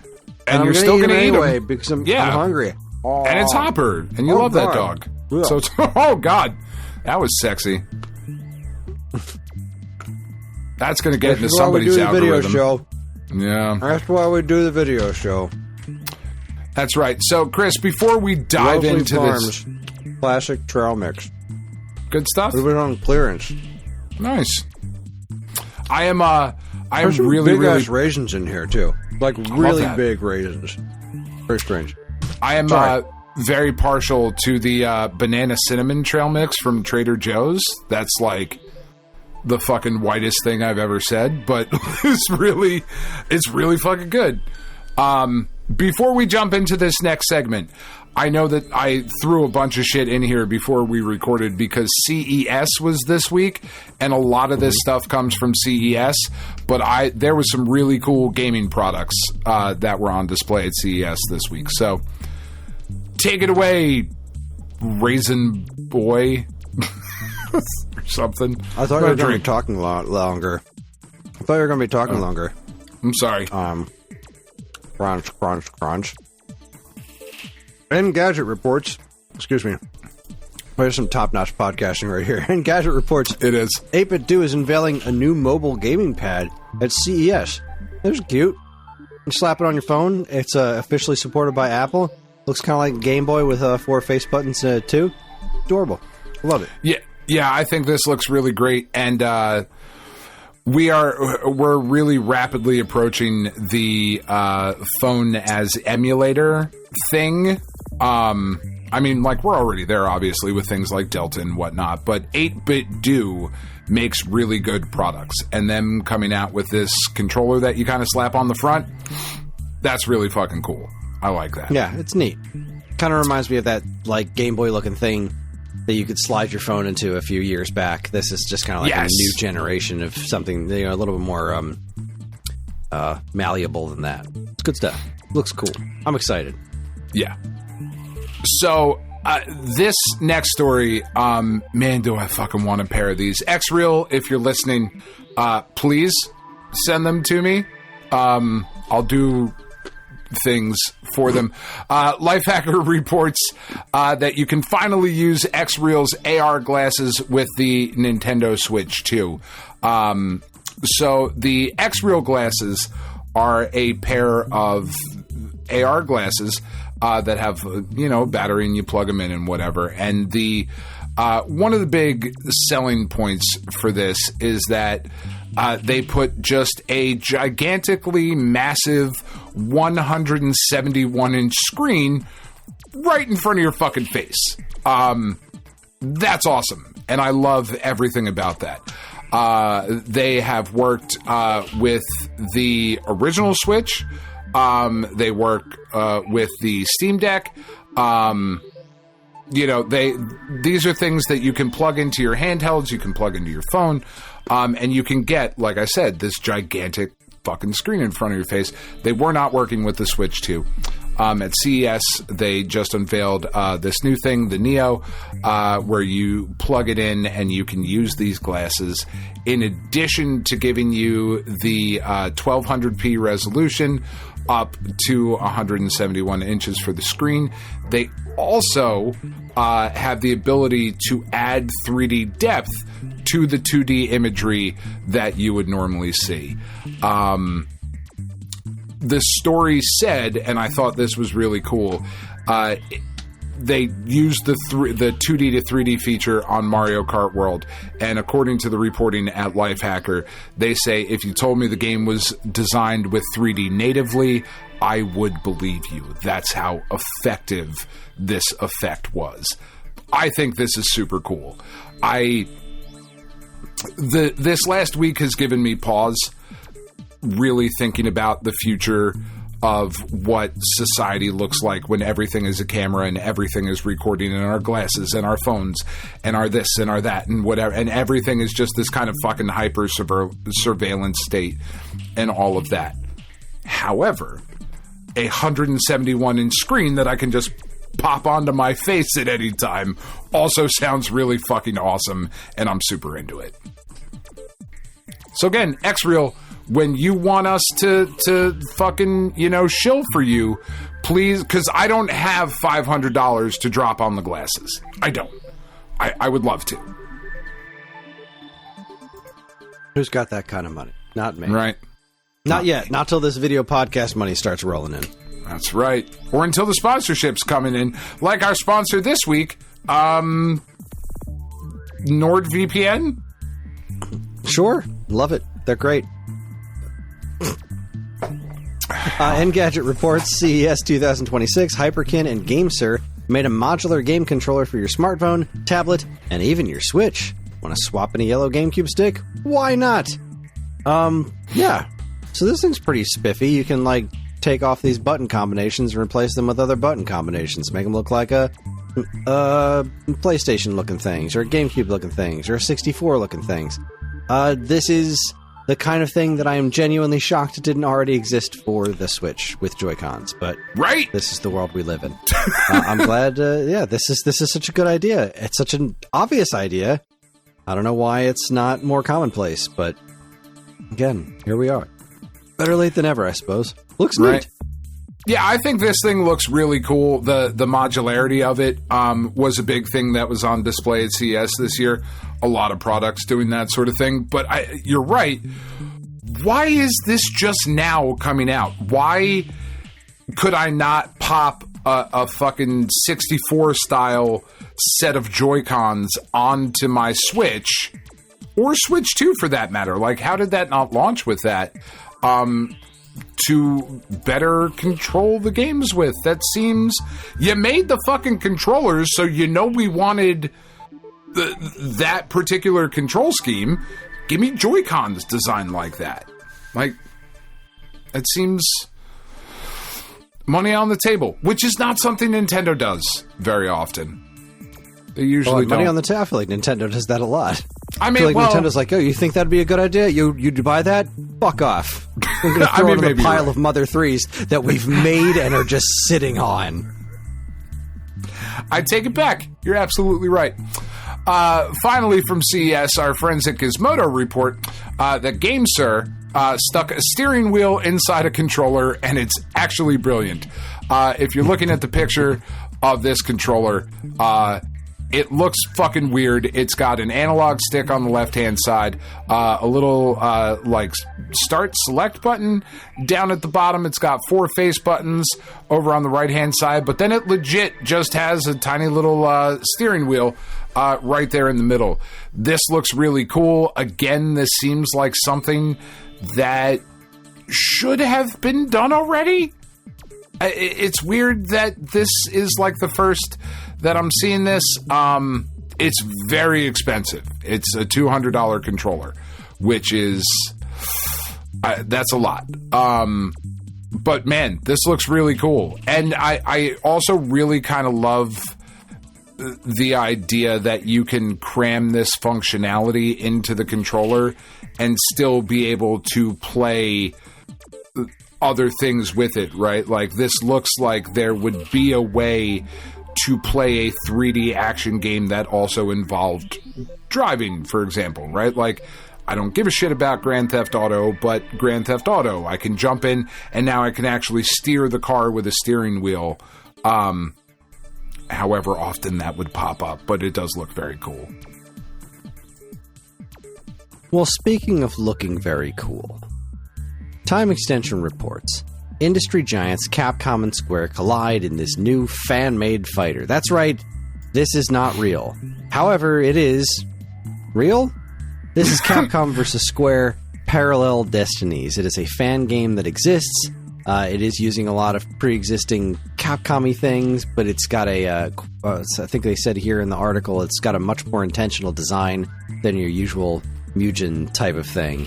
It's a 1v1, quote, 1v1 4-button fighter with a blend of the high points of Marvel vs. Capcom and Capcom vs. SNK. It attempts to recreate the classic 90s Capcom vibe and pits both universes in a battle for survival within the void. Ooh. It looks pretty wild. Have you watched the trailer for this? Yeah, I'm watching the gameplay footage of it right now. It's pretty snazzy, but it reminded me of the Sega vs. Capcom fan game that's coming out, which, amusingly enough, is actually linked to here in this very article. This one is very much more... I'd say this one is much more of the like SNK versus Capcom vibe. Yeah. Whereas the Sega versus Capcom is very Tatsunoko versus Capcom. Yes. Which is really freaking impressive looking. Sega versus Capcom. I've been following that one for a little while now. One of those games that I really wish was real, because it seems like there's a whole lot of potential in something like that. And they've got gameplay up of Vice from Tales of Arcadia, Skies of Arcadia, not Tales of Arcadia, Jesus. And I think Morrigan they got up and running. Yeah, Morrigan's up and running too. Apparently there's going to be a full trailer for it sometime this month. But this Square one also looks neat, except I don't know any of these Square characters. Like, I don't know who Agrius is. It does not have the heavy hitters that you would. Yeah, I'm seeing a bunch of weird rando Square characters, which is cool, because that's what you want in these kinds of things, is a bunch of randos, but you also want the big guys too. And I don't know where they are. Yeah. And maybe they'll be there. Like, so this, the video that is linked in the article we're looking at is just the demo, which has, from the Square side, it's got Han from Ergeis, Agrius Oaks from Final Fantasy, and Tiki. Ergeis, God bless the ring. From the fucking New Zealand story. Like, it's got some weird ass shit in here. I just thought this looked heavy hitters. Yeah, I just thought this looked really, really fucking cool. It does look really cool. Yeah, this kind of stuff, and also our next story, just kind of fascinates me, because we're now at a point where, like, people can just do shit, right? Like, Time Extension reports that decades after its original release, and this has been happening for a while, but the Japan-exclusive Super Robot Wars 64 is finally getting a fan translation. Super Robot Wars 64 was originally released for the Nintendo 64 in 1999. Obviously, did not get a U.S. release, did not have a U.S. fucking script that was written and put into the game. But now fans were just like, fuck you, now it does. And that's awesome. This game looks really cool, and I'm forever fascinated by these games that I've heard about and never had an opportunity to play because of not reading whatever particular language they were released in. Super Robot Wars is one of those where I've heard about this game over and over and over again, and seems like a thing that I would be super into. Now I can finally have the shot. It's definitely not something that I would be super into, but I do think it's something that you would be super into. I've definitely heard of the Super Robot Wars games many times. You know, they've been floating around for ages. Not my thing. Definitely this, not. However, this next one is my brand of stupid. I love this. Time Extension reports, quote, "Somebody finally did it. This homebrew Dreamcast game uses 2 VMU displays at once." There's a little custom 3D printed thing, and you plug in 2 VMU screens, and it's like a shoot 'em up. I'm watching video, and I still do not understand the purpose of what I'm looking at, but it's awesome. Like, way to go, guys. Good team. It's got developer Nye Adventure has managed to pull off a technical trick that eluded even Sega's most talented programmers back in the day: dual VMU screen support. Outstanding. Just outstanding. That's awesome. All right, read your next story. I gotta lose this hoodie. I'm roasting down here. All right. Our friends over at GameStop report that Balatro and Silksong don't make sense financially and are deeply loved, says analyst who apparently doesn't fucking understand how shit works. According to industry analyst Joost van Drunen. He has elaborated and said that both Hollow Knight, Silksong, and Balatro don't make rational sense financially, yet somehow they are deeply loved. Their commercial viability is an undeniable fact. However, the scale of their success baffles industry conventional wisdom. He goes on to talk about just how this is, possible. He said it's obvious people want these smaller, engaging games at a price point of Balatro or Silksong. I think it's increasingly clear that what people want is a $20 Silksong game that's challenging, doesn't have to make my eyes bleed in order for me to want it. I don't think that,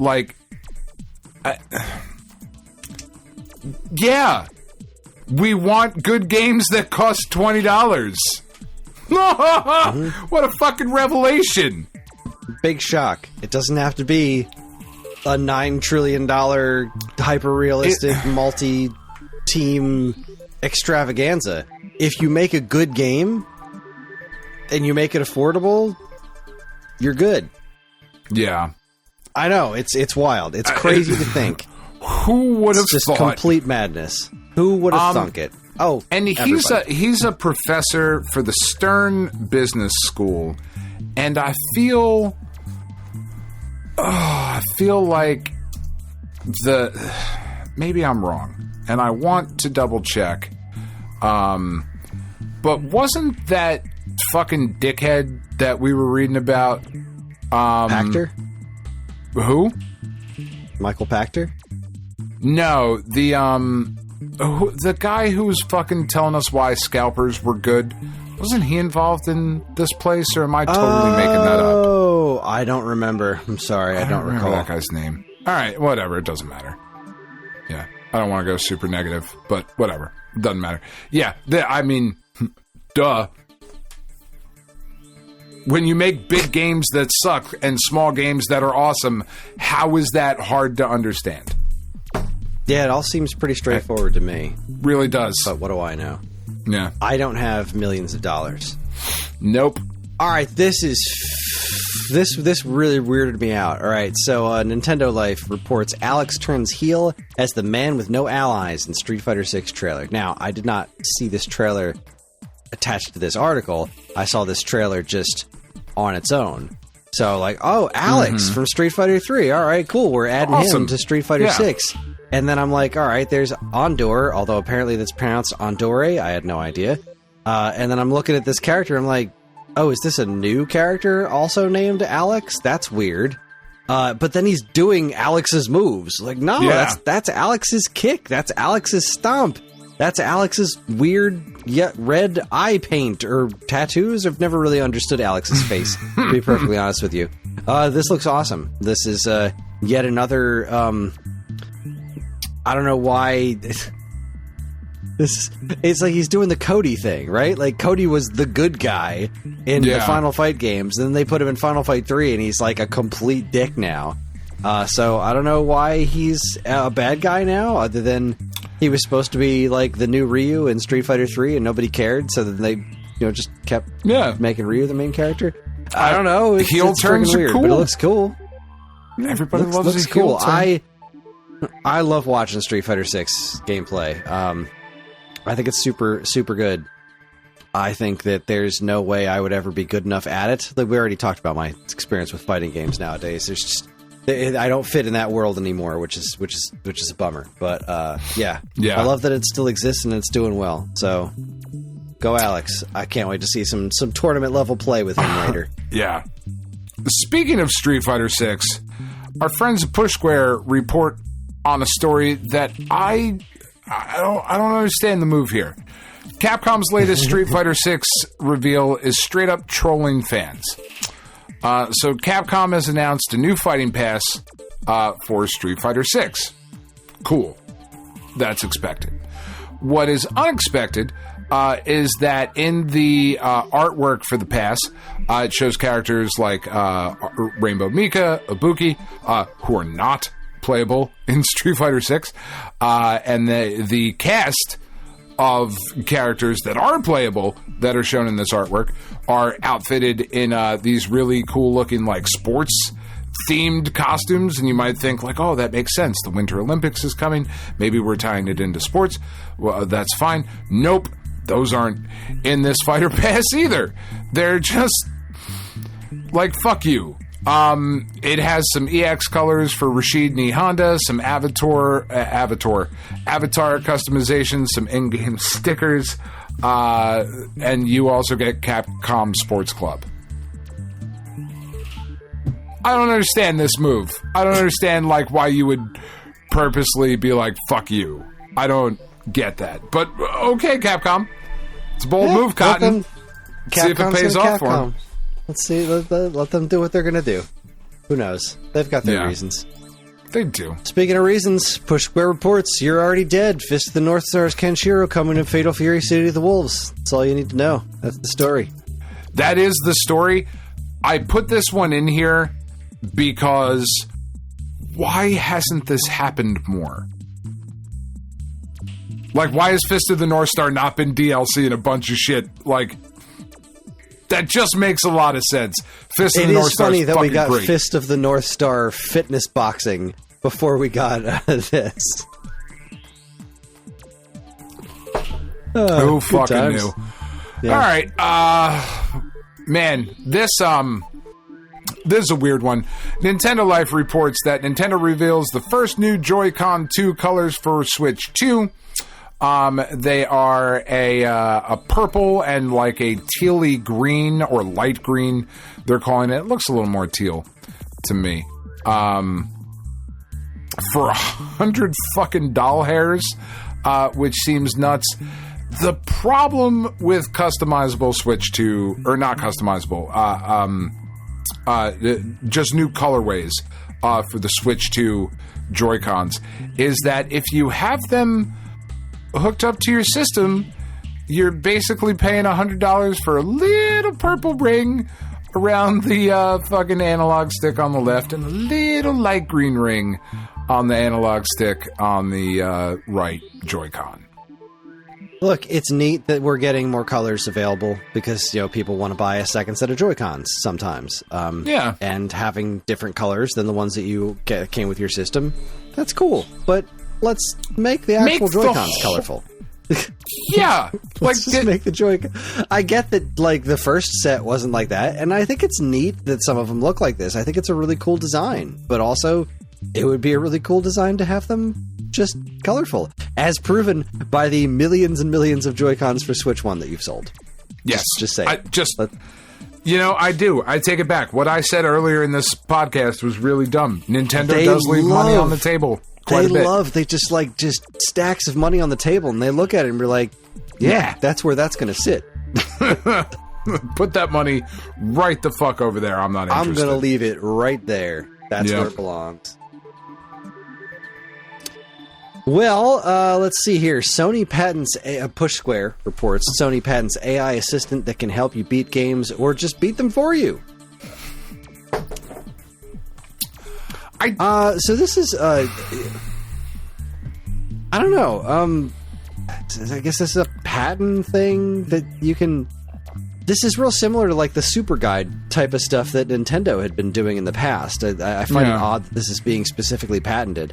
I think this is a neat concept. This is one of those things where I think this is a useful tool to have AI do. It's like having built-in tool-assisted speedrunning type of stuff built into your games, where you get to a section and you're like, I have absolutely no idea what I'm supposed to do here. You can push a button and it'll show you what you're supposed to do, and then you can be like, okay, I can do that now. Let me see if I can actually execute that. It just kind of got me over this little hump. Because sometimes, it's sometimes not even a skill issue. It's just like a complete brain fart where you just get to a spot and you're like, well, that was the most obvious thing in the world. I just didn't see that opening that I could travel through or something. How did I walk past that door 5 times?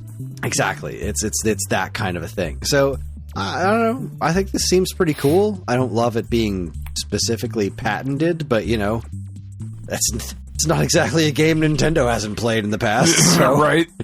Yeah, sure.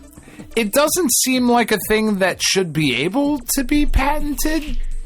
That's what I kind of figured. But But I don't understand that the complexities there in the law behind it. So I wouldn't pretend to speak on it with any amount of authority, just drunken confidence in the fact that it doesn't seem like something that should be able to be patented. But again, we are talking about an instance where AI, this is a great use of AI. This is a wonderful use of that. No, this isn't generative AI, so it's a kind of a different animal, but still the general concept of artificial intelligence helping you through a game, I think that's wonderful. It'll allow people that aren't as skilled to experience games that they never would have been able to get good enough to do otherwise. I think it's cool. Yeah.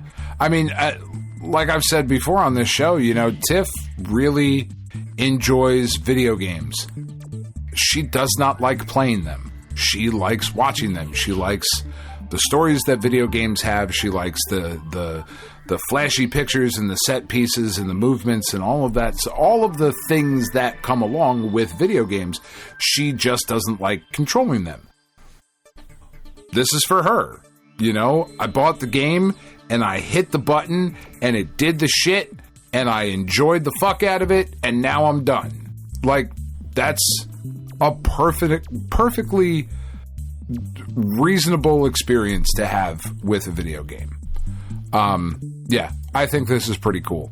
What is not cool is that Nintendo reports that Nintendo themselves were accused of using AI images in new My Mario marketing.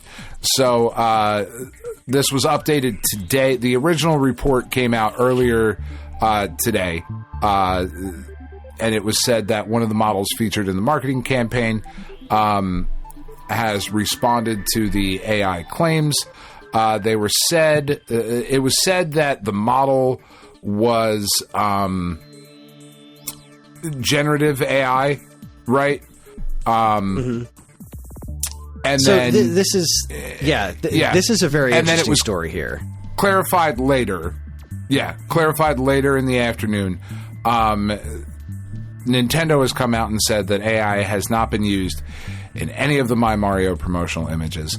The issue, and you can go a little bit deeper here in a sec, like I suppose the issue is that we're now getting into, and there was a story came out, I forget who the fuck said it, but one of the CEOs of one of the companies said it would be better to label not AI generated content. That would be easier to label, right, and to identify as not generatively fucking made as opposed to AI generated shit.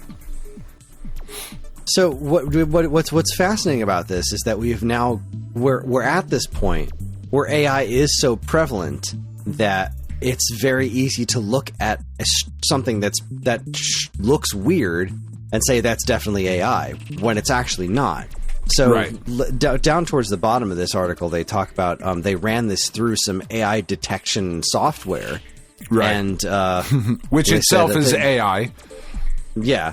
So there's this weird thumb picture that was generated. It was like there's a 63 to 82% chance that it used some form of AI generation, while the other three came in at less than 1% chance that there was the AI generation used in any of those. But this also doesn't take into consideration the weirdness of that can happen with digital editing through Photoshop for something like this. Now, when you take these kinds of promotional pictures, that kind of stuff is going to happen all the time, where you're never looking at a picture exactly as it was taken. There's always some sort of touch-ups afterwards. Oh, yeah. When there are weird angles, or, say, a thumb being bent at a strange angle, it's possible that somebody just didn't do a very good job of cleaning up the image, which is probably what happened here. It's and if you look at this... if you look at this one image of this woman holding a baby and Mario, her thumb is pointed the other fucking direction. Like, there's something not right there. That's just not the way a thumb Something goes. was touched up in the wrong way. Like, it was a thumb being bent in a strange direction, and something got touched up in the wrong way. Right. And but it's not the use of generative AI. It's a different kind of mistake. It's weird that it's still up, And it's weird that it got past quality control, that nobody looked at that hand and was just like, something's not right here. Let's fix this. Let's just go ahead and Photoshop this to make... backwards? Because her thumbs go backwards. Looks a little weird. Like something went wrong. And we don't necessarily know what, but it seems that it wasn't an AI problem. This was a different kind of touch-up problem. But what interested me is the fact that we're at this point right now where anything weird, just automatically assume it's AI slop because it's a safe assumption to make. Right. But it's not necessarily always the case, which is weird and scary to me. Yeah. Because just like AI itself, we're not so far out from it just being able...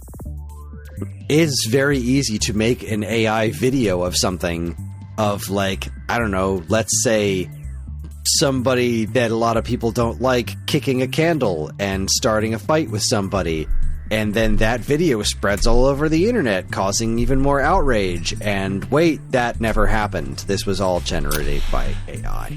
Yeah. Right? We're just knocking at the door of not being able to tell what's real and what's not on the internet completely. And that's it's freaky. That's the fucking scary part, right? You and I are further away on acceptable uses for artificial intelligence than we are close, right? I'm certainly much more open, I think, to the idea of certain things being acceptable than you are. And that's okay. This is the fucking scary part. This is the part that is, like, really, really fucking scary. When you're scrolling through TikTok and, you see a video and you're like, holy fucking shit. And then you look and the little Sora thing is in the bottom. Like, that's not fucking okay. Because... like, I want to be able to laugh at the video I scrolled past on TikTok of Robin Hood and Lil Jon walking through the forest, and it was Robin Hood and Lil Jon. Like, not Lil Jon. Yeah, I get it. But Lil Jon, it was fucking hilarious. But it was made by Sora, and I was like, fuck, dude, I can't even, like... I'm pissed that I watched this now, because now the fucking algorithm is going to feed me some shit that I don't want. Like, that would even be fine. But when you start to see, I mean, there's the whole thing with what's going on with X and Grok and all that shit currently, because, like, obviously, that's where it was going to go. It's just fucking, like, this is the shit that just can't fucking happen. It just can't. Because people are dumb. Like, I'm dumb a lot. You're dumb a lot. People are dumb. We see a thing and we go, fuck, I can't believe that... Did you see the fucking thing? And it's not actually real, but it looked real. Like, we're still in the mindset that we're supposed to be able to trust what we see with our eyes. And... the fact that you can't now is really, really fucking scary. But speaking of AI, Kris. Oh, I get to go again? Yeah. Did you go that one? You did go that one. That was you? Yeah, you got this Lies of P thing. Oh, yeah. No, I said the Mario marketing thing. I read the story. Oh, you did. Never mind. I got this Yeah. backwards. I can't. It's about Lies of P, and I don't know anything about it. So GameSpot reports... Lies of P publisher is excited about... Oh, right, this one. Excited about AI to maximize player engagement. By processing data faster, our teams will arrive at better, more informed strategic decisions on how to best support our developers and engage with our community. Did you read this? I skimmed it, and like, so, but again, this is like one of those things where it's like, yeah, okay, it seems like, all right, we're going to use AI in a way that's not evil. I'm going to use this as a way to filter through millions, let's hope, right, that we have the problem where we have to filter through millions of comments about a particular thing to pick out trends. Like that is using a computer for what it's supposed to do. That's okay, right? Whereas our last story in this section Microsoft. hold on, just real quick. This last paragraph from the article. Plenty of people have criticized AI as well, expressing fears about job losses and other issues. Candy Crush developers who got laid off by Activision Blizzard said they are being replaced by AI tools they helped create. That's what we're talking about right here. That's the one. That's the bad side. A recent report from Financial Times said EA might look to further implement AI systems to help ramp up development amid its private sale to an investor consortium. There's a lot of bad use of AI, and that's the thing. It is not that the tool itself is innately evil. The high-speed plagiarism angle of it, that the generative AI, that's the evil stuff, without a doubt. It's just slop. But speaking of slop, Kris, Microsoft's CEO would really want you to stop calling generative AI slop. Satya Nadella, the company that he now runs, Microsoft, has poured billions of dollars into AI technology. This is his quote, and we need to get beyond the arguments of slop versus sophistication and develop a new equilibrium in terms of our theory of the mind that accounts for humans being equipped with these new cognitive amplifier tools as we relate to each other. This is the product design question we need to debate and answer. No! You would like me to not call it? No! No. You would like us to stop calling it slop because it's easier for you to sell something that's not called slop. No. But slop is literally what it is. Slop is what it is. It is by definition a bunch of garbage smushed together with no soul to be like, here it is. Yeah. There are so many ways that these tools can help us. There are so many ways that these tools can be used to parse information quicker, to provide examples of things, to go through the history of human knowledge and pull out for research and things that can be done. There's a lot of good that can be done with this. There's a lot of these tools won't allow it to happen. but there's a lot of argument for things to be of like, I'm a creative person and I want to make art, but I'm disabled and I can't. So I speak my shit into a prompt and it makes the picture that I can't physically do into a reality. That's a beautiful thing. That's a good thing. But where it's coming from and how we got there is fucking troubling. And then all of the ethical questions that come with then passing it off and the bullshit that comes from it, and all of those things. Like, no, when it's slop, it should be called slop. Just when a game is bad, it should be called bad. Like, we're not just going to stop describing things accurately because we want to. What bullshit did he say here? A new equilibrium in terms of our theory of the mind. Get fucked. Get fucked. No billionaire gets to talk to people that way and have anybody listen. That's dumb as shit. And if you believe that, I would like you to describe to me how exactly the leather of the boots taste. Leathery. Yeah, fucking look it up and tell me how it... Yeah, that's a whole... Sorry. This is another one I didn't really read a whole lot past the headline because, why bother? Go Nintendo reports... Speedrunner becomes the first person to 100% complete Super Meat Boy without dying. That is insane to me. Yeah, fuck you, dude. Fuck you. Not it. the same way of fuck Satya Nadella for the bullshit he said. Fuck you in a totally more fun way. This is wonderful. Bless you for doing that. I could never. No. Just wow. Just a big fat wow. No deaths in Super Meat Boy. Bless your heart. I'm not that good at anything. I'm not that good at anything in my life. And I'm pretty good at some shit. Like, I think I'm a pretty good dad. I think I'm pretty good at my job. You know, I'm an okay artist. I'm an okay podcaster. I am not that good at fucking any of those things. Good God. Not as good at this guy is Super Meat Boy. No way. Insane. No.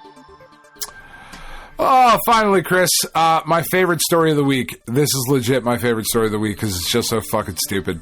Our friends over at Engadget report that prices for an old Star Wars game have skyrocketed, ballooned, because of its role in a PS5 jailbreak.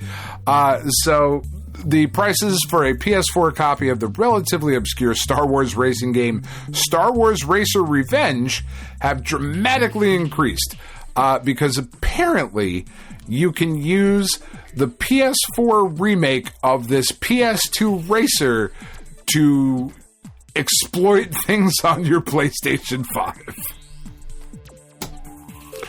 Outstanding. I don't want to go into any more data than that.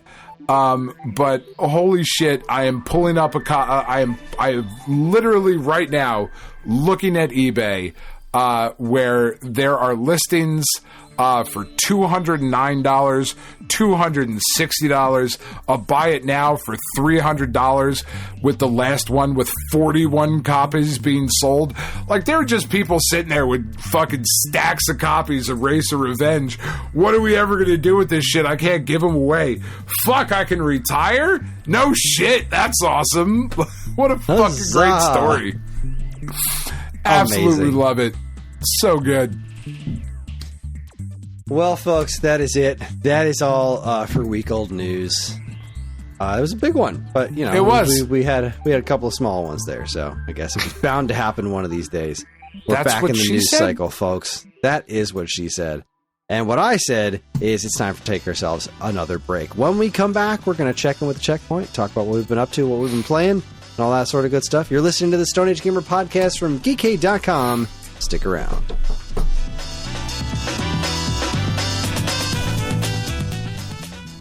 Hey, I'm Ryan. And I'm Andy. Neither of us are David Crane, but we are the hosts of David Crane's Amazing Movie Time. That's our monthly Geekade Patreon exclusive podcast that covers movies that are cult classics, weird, or just sometimes laughably bad. We ourselves have at least two of those qualities, so I guess it makes sense to hear what we think of those movies in retrospect. You can hear all that and more by becoming a Geekade Patreon supporter. And, as always, be kind, rewind.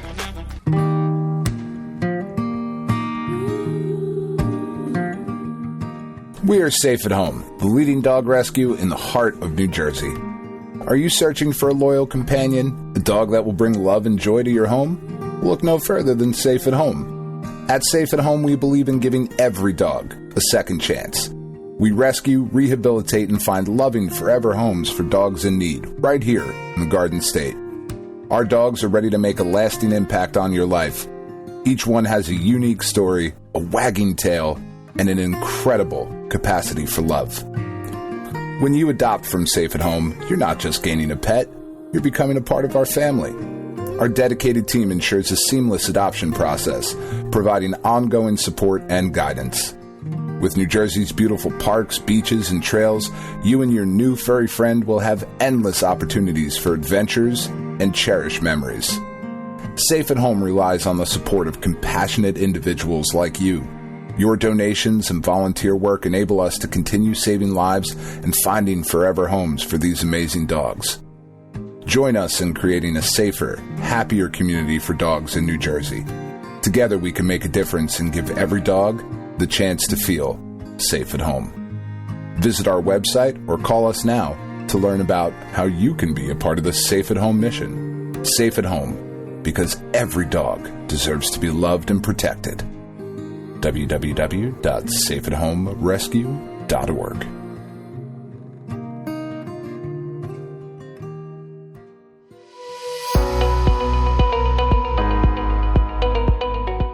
Hi everyone, Kris here. Podcast listening is free, but podcast creation is not. That's why the Geekade Patreon exists. In an effort to help us pay the bills, we've got a Patreon page set up where you can gain access to our monthly podcast topic schedule, get early access to many of our shows, and more. If you'd like to help support Geekade and keep these shows running week after week, head over to the Geekade Patreon page, linked in the show notes of this very podcast.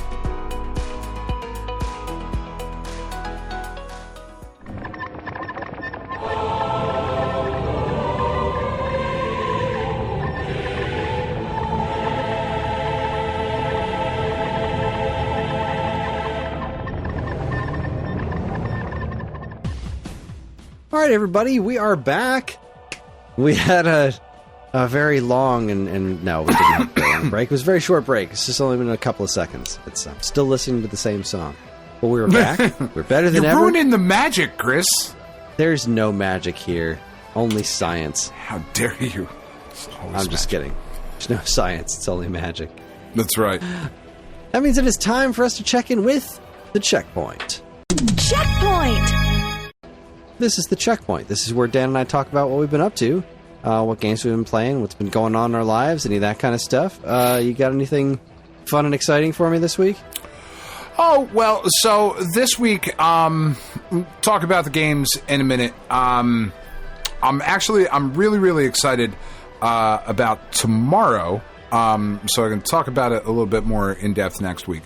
But I will be going with one of my family members. I don't know. We'll see if Tiff is feeling okay and up to it. If not, it'll be one of the kids will go with me. But I've gotten in contact with a friend who has given me access to tickets for the orchestra, for the symphony. And I have the opportunity throughout this year coming up to attend a number of different symphony orchestra performances. And I'm actually very excited to get dressed up in some fancy clothes and drive into the city and take my family to go see a bunch of different performances. Because as I get older, I certainly have more of an appreciation for more classical music and whatnot. I still love everything else that I love, obviously. But the appreciation that I have for things right like the Olympics is coming up. I like to see people do the thing that they do really, really well. That I just enjoy watching that. Kind of doesn't matter what it is. Like, I will watch figure skating because, fuck, that's incredible. How the hell did you do that? You were doing that at the highest level possible. Same thing with, like, classical music in the orchestra. So, tomorrow, we'll be going into the city. We'll be seeing Mahler's Symphony number 4, which I'm really excited about. Before that, though, this entire rest of the week, we have been doing our best to catch up on Stranger Things. And because of life, the universe, and everything, we've only kind of been able to watch like an episode a night. So we just finished, last night, we finished episode 5 of the season. So we got through like the first chunk that was released on, what was that, Black Friday is when the first 4 episodes were. Yeah, something like that. I don't know. Were dropped, something like that. And then it was like episode 5, 6, 7. It was Christmas, and then the finale was New Year's. Yeah. So we've just gotten up to where, because you're all the way done, right? Mm-hmm. Okay. So spoilers for anybody who's like me, who is not all the way through the series yet, but has only made it a certain part of the way. We've just gotten up to the point where it's like, it took you this long to think maybe you could be part of the hive mind, Will? Fuck, dude, that seemed obvious a few seasons ago. I mean, it was fucking cool. Like, I really liked it. I thought it was really fucking, like, just really brutal and really neat the way that they showed it. But the episode that we just finished on was where Dustin is like, hey, don't fucking shoot at the force generator thing. Everybody's going to die. And then Nancy's like, fuck it, I'm going to shoot at it. Which I did really like that episode. I don't know that I love what they've done with Dustin's character so far. I'm hoping that I like him a little bit more by the time the season ends. It makes sense where he's at. The biggest takeaway I had from that episode, though, was how shitty the physical effect looked of all the melted things that were there as they were walking around, like, on the rooftops and whatnot. It looked like icing from a theme park. Like when they do, like, different things. I just thought it looked kind of shitty, and I was somewhat surprised by that. I didn't agree at all. I don't agree with that at all. I thought it looked creepy as hell. The melty stuff, because it was because it was melted, but not like heat melted. So it was like it had this really weird look to it, and then it's just so odd. I thought it was really, really strange looking, and it didn't remind me of anything else. So maybe that's why it was. It looked very so effective theme park for me. to me. I didn't get that at all. I thought it looked really cool. But Freaked me out. mean, eerie. Eerie is the word I'm looking for. Okay. Apart from that, like, I thought the one bit that they did where, like, they were showing, whether it was Nancy or Jonathan, were waving their flashlight around and, like, they noticed there were no dust particles, even though they're in the upside down and all that. I thought that part was really cool and well done. And I am really enjoying this season of the show so far. Penn is watching it with us. Roddy doesn't give a shit. But Penn's watching it with us, so it's really fun to, like, watch it with her, and she's getting really, like, super invested into the characters. The kids do look fucking ridiculous. Lucas looks absurd. That is an old-ass man trying to play a fucking teenager. Oh, excuse me. He just looks fucking nuts. Other than that, I think it's been really good. And he's not even that old. He's like 23.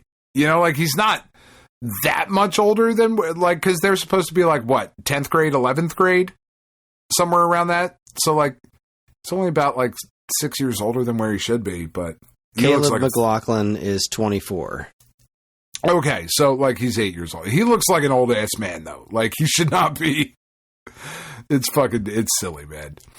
I am really enjoying it, though. And, like, you said that you enjoyed it, right? Like, apart from the Lord of the Rings-esque ending.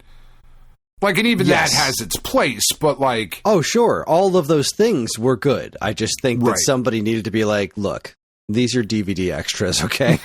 Maybe we didn't rein it in a little, fellas. Yeah.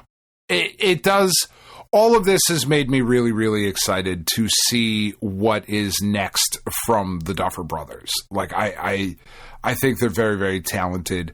Obviously, the nerd in me is like, well, what Marvel project do I want them to work on? And, like, it's the Midnight Suns, obviously. Like, that's the thing that I want from them. There was reporting that came out earlier today that the Blade movie is officially done, officially canceled. Off the slate, and that Mahershala Ali's Blade will happen in a Midnight Suns story. And it's like, okay, cool. Whoever the fuck is doing that should be the Duffer Brothers, right? They seem that they would be really good for that. So we've been watching a ton of that. We caught up. We're all caught up on Fallout. That second season has been absolutely fucking fantastic. I fucking love this show. I am so consistently impressed with Fallout. Are you caught up on it? No, we haven't really spent a lot of time together watching television this week. Okay. Sure. Yeah, I suppose that's fair. No, really, the only thing that we've been watching, because we started before everything came back, besides Stranger Things, is we're working our way through the rest of the current season of The Morning Show.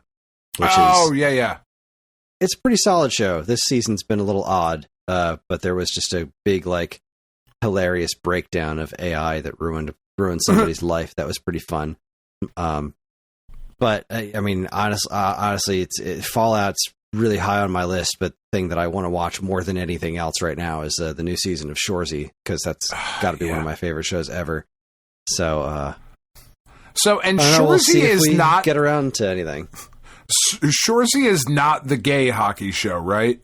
Because I keep seeing reports about the gay hockey show. And, like, I love the fact that the gay hockey show exists. I was just reading a story earlier today that, like, whatever the fuck, I can't remember what the fuck it's called. I can't remember either, because Karen requested it on the Plex from Evan. She's like, I need this gay hockey show. Yeah, but, like, apparently it's doing, like, there's a lot of athletes that are, like, contacting the creators of the show. And Heated being like, rivalry. There you go, yeah. I mean, I love the name of that. Like, it's so fucking dime store romance. It's awesome. I love it. But, like, apparently it's doing a lot of good for athletes that are struggling with their identity or coming out or whatever, and I think that's fucking awesome. That's fantastic. But that's not Shoresy. Okay. No, Shoresy is definitely not that. There was a joke in Shoresy where there was the gay community apparently really liked this one hockey player that was on the team, and so they were doing an event where he was going to make an appearance, and they were like trying to name the event, and the various gay hockey puns that they came up with were amazing. Really good. The event wound up being called the Man Advantage, which I thought was pretty good. It's fucking outstanding. I love that. Love that.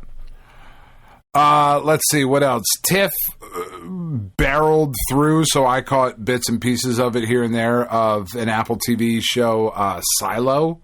It's got Tim Robbins in it. It was pretty fucking cool from what I saw. She apparently got through like 3 seasons in 2 days, though, so I caught real fucking disparate bits and pieces of it. Lord. But yeah, when she fucking locks in, chat, she's fucking locked in. So she kind of ripped through that. Really, I'm trying to think if there's anything else that got in the way of gaming this week. Because most of our gaming this week then was focused on getting through Indiana Jones and the Great Circle.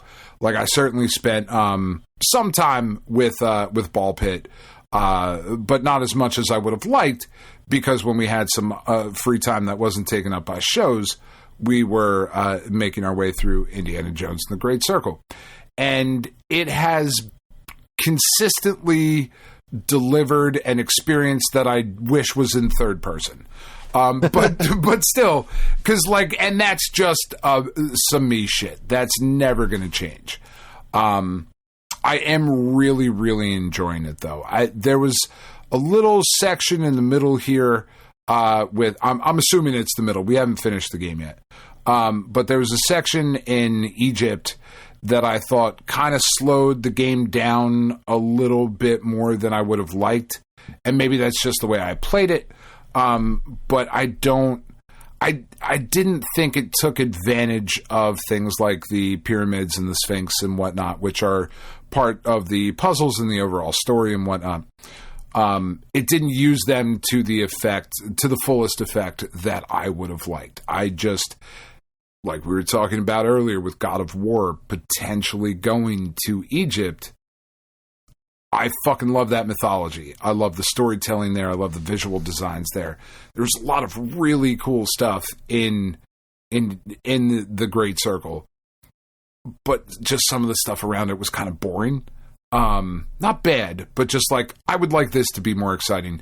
I'm anxious to get to the next part of the story. And then you get to the next part of the story, where you're up in the Himalayas and fucking shit just comes off the rails in the most Indiana Jones of ways, right? Like, you're in the Himalayas and there's a fucking giant German ship up on top of a fucking mountain, and you're like, yeah, Indiana Jones. That fucking tracks totally. I'm super in, and I love it. It is a really, really fucking solid game. I am really enjoying it, but will forever wish that it was 3D. I have a hard time. The combat, the first person punching it's fine. It's fine, but it's weird because, like, he puts up his fucking dukes and then you can just left punch the whole time and he'll do like a fucking combo with his left or just with the right. And it's, yeah, like, it's just, I don't know. It just kind of feels weird being able to control the punches individually. I could play it the right way and alternate, but I don't because it's funnier not to. I have a hard time personally sneaking around in first person, right? Because I'm so used to the Metal Gear Solid, the Metal Gear of it all. Yeah, being able to see more of your surroundings and when you're in third person, you have just a better, I guess, spatial field of vision. Yeah. So doing that in first person.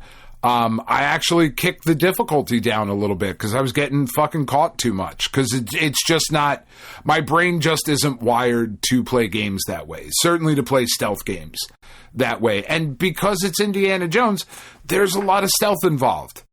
You know, you're not Nathan Drake. You're not a fucking bullet sponge that's going out there and having a gunfight with Nazis. That's never been the story in the movies. Does he shoot Nazis in the movies? Absolutely. Is he just mowing people down left and right indiscriminately the way Nathan Drake does? Absolutely not, right? So in keeping with the spirit of the franchise, there's a lot more sneaking around. And like I said, I knocked the difficulty down because I just found it, it just wasn't meshing with the way that I play these types of games. Knocking the difficulty down and making it easier, it's like, oh, okay, cool. Now I'm back in. So I do think it's something you will enjoy when you get to it. I don't think it will be your favorite game ever, but I think you will enjoy it as much as the last Indiana Jones movie, which is not a bad experience, right? Yeah, I liked it. Yeah, I like it. It's good. It's Cool. not game of the year, but it's good. Not every game has to be. Not every game has to be. But other than that, just putting in some more time on Ball Pit. That game's fucking great. I absolutely love it. I have, I think I've settled for now out of the 9 characters that I've unlocked or whatever. I really wish I was further along than I am. But I think I like the cohabitants the best so far. I think. I don't know. You're clearly the 2 people? Much.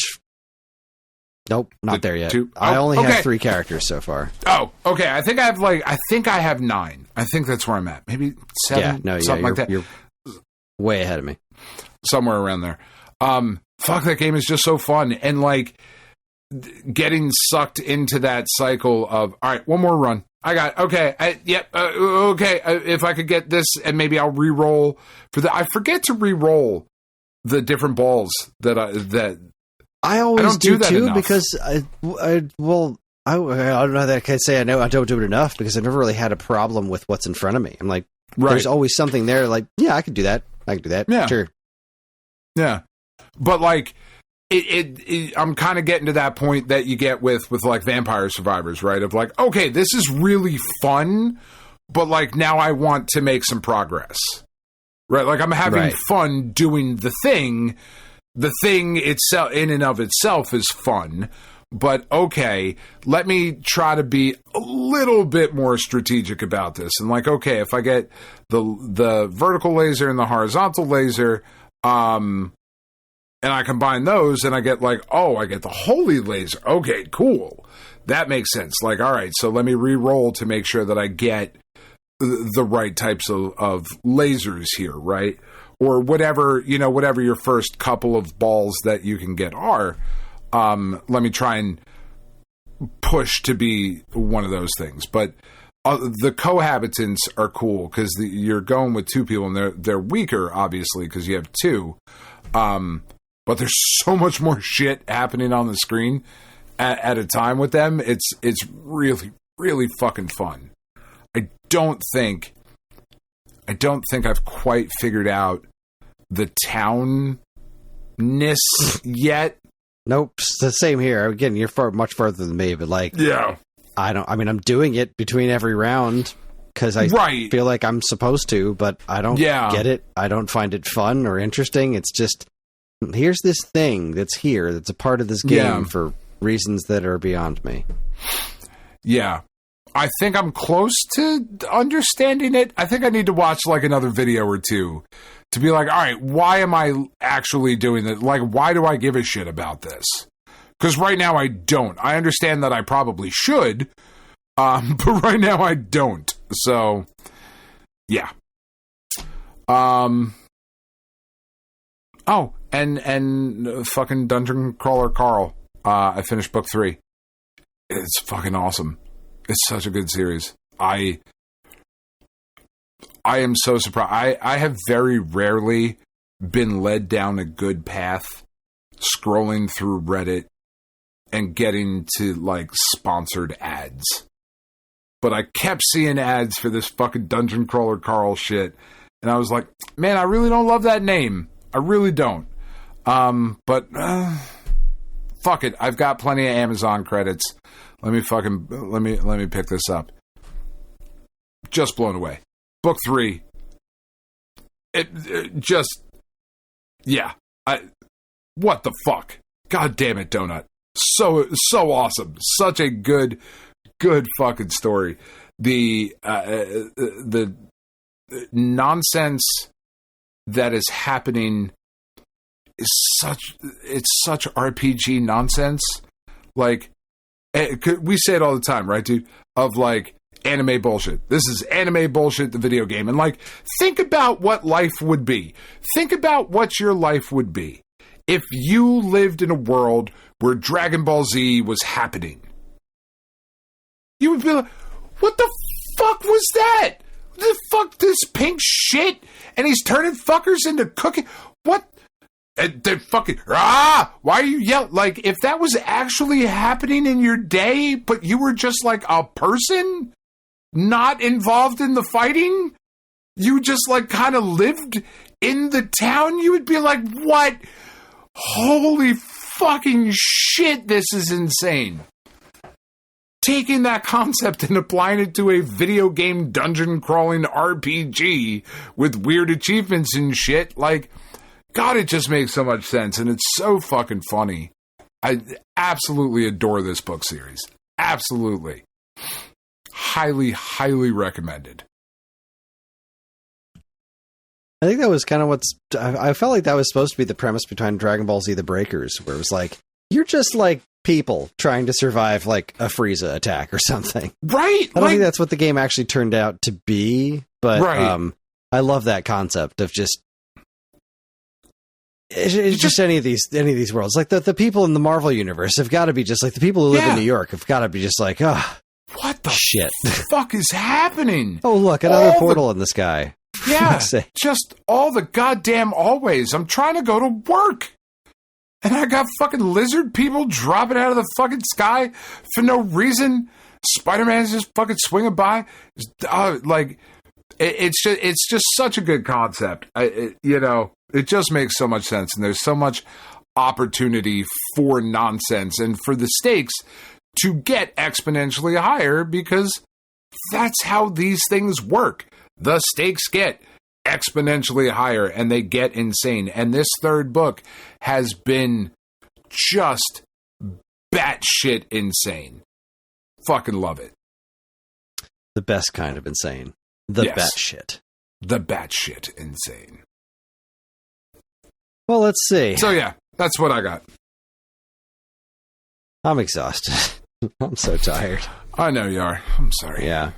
It's been a very, very difficult week. I did have some time to play some video games recently. We were out of town last weekend. Mm-hmm. Right? That was just a week ago? That was just last weekend, yes. Shit. Yes, this last weekend we went out to my sister-in-law's. And I did bring the Switch too, and I played so I was really trying to finish off Prime 4.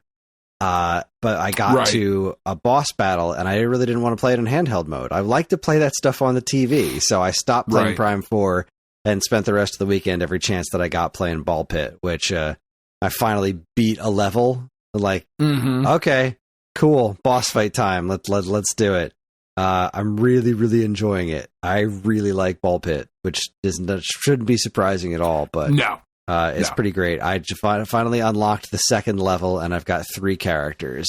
And I got to the second level boss, last night, as a matter of fact, and then I died. Like, I had to hit him like one more time, and then I died. I just made this really dumb mistake, and I was like, it's right there. I was right there.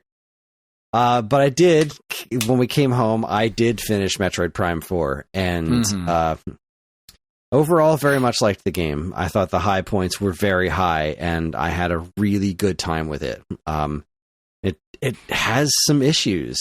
It's got some pretty major issues. The biggest of which, like I mentioned before with my DLC hope, is that you get to the end of the game, and Psylocke shows up.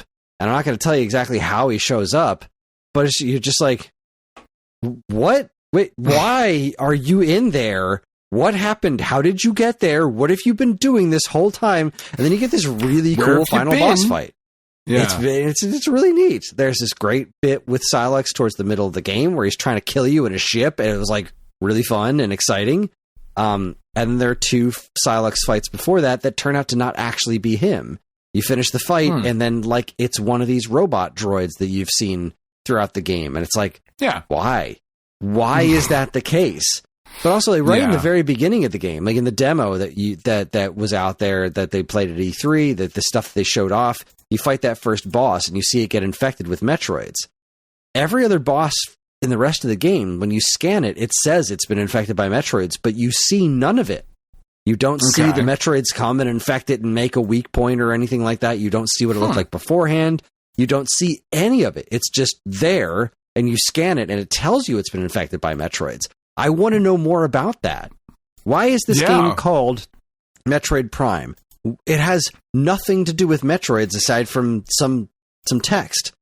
Except it does, because Psylocke was using Metroids. Psylocke got from surviving the end of Metroid Prime Hunters to whatever he was doing at the end of, was it Prime 3 Corruption? You saw his ship, and then in Federation Force, you saw him doing something, I think, getting Metroids. And then in this game, you finally see a little bit of his history with Samus, like through some flashbacks, and that's cool. Leave it exactly where it is. I don't need to know more other than this guy is just a prick who hates Samus. He's cool as shit. But I want to know what he was doing throughout this game, because the premise of this game is you get in this fun fight in the beginning, he shows up, and he's got these weird Machtroid things floating around with him. I'm assuming they're Machtroids, because they don't quite look like Metroids, and they act differently. Okay. But then he takes a shot at Samus and shoots this artifact, and you guys all get teleported. You and a handful of Federation troops and Psylocke get transported across the cosmos to this planet called Vuros. Mm-hmm. What did he do there? What was he doing this whole time? Why am I here? Yeah. Like, I get that you've got this whole Vuros storyline, which is fairly interesting. It is missing some of the personality of previous, like the space pirates. But like this whole Vuros, like the weird axolotl people who lived there, and I can't remember their names, they're really interesting because their whole thing was just like, we don't want to do manual labor anymore, but we found these stones that give us psychic powers. So we're just going to build our society around these stones that give us psychic powers. Now, let's say 80% of our population, when we put the stones on their heads to give them psychic powers, they went absolutely fucking insane and tried to murder everybody. But we figure we can science our way out of that with our new psychic powers. And their entire civilization collapsed. Like, of course it did. Of course it did. I love this story. It's so ridiculous. Yeah. But it's just like this entire civilization that was just built on unfathomable hubris. I thought that was really neat. And the fact that the world itself felt so alive. Some of the boss battles were so cool. There's a lot of really neat stuff in there. And then that last Psylocke battle was hard as shit. It was no, what's his name? It was no Ravenbeak. Like, Ravenbeak was, like, legit difficult in Dread. This was like, I can figure this out. Like, every time there's a chunk in the beginning. The first part of the Psylocke fight, the final boss fight, is really annoying because it's not entirely up to you. The first part of the fight, you have to fight with all of the Federation folks. And if any of them die, then you die. And that's not entirely up to you. You'd like to think there's always going to be a way for you to save everybody that makes that kind of thing fair. But there's this lightning patch of attacks that Psylocke will do where he will zap the ground, and none of the NPCs are smart enough to get away from where the ground is going to be zapped. So if 2 different characters get zapped at the same time, you go heal one of them, the other one's too far away to be healed before he zaps the ground again. If he zaps the ground where that person happens to be again, you die. And there's nothing you can do about it except hope that doesn't happen. And that is really annoying. I will never understand why that continues to be a thing. I don't like get it that either. Escort missions, like what? Who fucking thinks that's fun? This one comes so close too, because they're actually useful.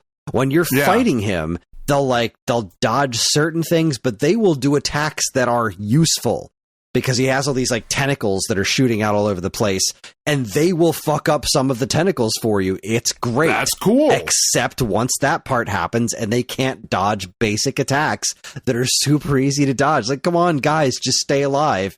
And then you've got to heal them, and while you're healing them, sometimes you'll get hit by something insane, or one of them will just fucking up and die, and it's like, oh shit, game over. Why did you up and die, you asshole? Yeah. Yeah. And it does try to do something with the ending that I think is just profoundly unearned. And there's some real they never take their helmets off, and it doesn't make any sense other than budget. Like they're always talking to each other. Like eventually, all the NPC the characters. Mandalorian route. Yeah, except there was it's part of your culture. Okay. At least there was a reason for it in the Mandalorian. At least they gave a reason. In this one, like they all wind up in this one safe place, and they're just talking to each other with their helmets on all the time. And you're just like, okay, I guess they didn't want to animate their mouths moving, but this doesn't make any sense. They didn't even give like, oh, we might not be able to breathe the environment. There was none of that. Because when you meet that's them, a real simple out. When the you air meet here them, is toxic. They open we their can't masks take them so off. You see them when you meet them, and you see their faces, and they talk, and then they close their helmets when you get back into fighting, and then they never open them up again, and it doesn't make any goddamn sense. And it's those little pieces of they ruin the immersion, which Metroid Prime is so good at. That level of immersion, those little details that are missing, and you can tell it was just a development time problem. Like this game had been in development for 150 years. Like we just got to get it out the door at this point. Which is I'm a shame. Still really excited to start it. You should, because there really are some great bits in there. We're not talking about Other M, where it's like, no, this is a bad game with some high points. Prime 4 is a solid game with some great points and some stuff that makes you wish they could have done a little bit. They could have pulled it off a little bit better. But man, if they really do follow this up with Prime 5 and 6, and they're making it this Silux trilogy thing, and they get to do this from the ground up properly for Switch 2, we could have something very, very special on it. I hope so, man. I played a game that was gifted to me by Anthony on Discord. Thank you very, very much. This game is called Pipistrello and the Cursed Yo-Yo. Oh, I really want to fucking play that. That looks so good. It's very cool so far. I love the mechanics. The visuals are odd. I really don't know what I'm supposed to be. I can't tell if I'm a cat or a rat, or if these giant ear-looking things are a part of my head or something my character is wearing. I really have no idea. But the general mechanics have been really good so far with the yo-yo attacks and the way they bounce off of these corners and stuff. It's very, very clever. I do feel like I'm missing something because I got to the kind of main city area, and there were these turtle characters that show up that just keep dropping these mines all over the place, and I'm having a hard time hitting them because you can only attack straight, and you just don't have a lot of health. So I've died a couple of times just because they just barf them up constantly, and there's just like, oh, now there's mines everywhere, and I'm going to try to walk close enough to hit it with my yo-yo or get into a straight line, but oh no, I tapped the corner of it and I lost another heart, and it's getting kind of frustrating, and I'm not very far into it, but the writing is fairly clever so far. I don't know where this story is going, because you're a rich kid nephew of an effectively just flat out evil billionaire witch lady who monopolized all the electricity in an area, and her company is like owns everything. And then these other evil rival, like just as evil as you, rival electric companies tried to steal something, and it wound up with your aunt's spirit getting stuck in your yo-yo. Like, you don't care about. I mean, that does happen. A yo-yo lunatic, and you came to borrow money from your aunt who's richer than God, and then her soul got stuck in your yo-yo, and you go from there. It's very it's very fun to play, and I'm looking forward to playing more of it. So thanks. Yeah, Anthony. it's that's awesome. It's sitting here on my Steam wish list. It's $20 currently. I think I will get it at some point. It's got a very Legend of Zelda kind of vibe. You know what? That's what I kind of thought when I looked at the trailer. But maybe not. This is giving me far more... it's giving me more vibes, because it's a lot more talkative than like a 2D Zelda. Okay. And it's giving me more Spike McFang vibes.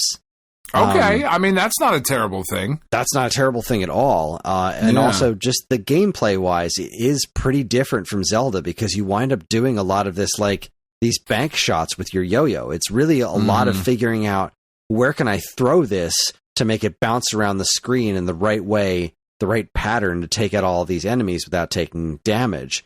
It's really interesting. I'm very, very into it. Yeah, it looks very cool. I don't know if it looks $20 cool to me, but like 10?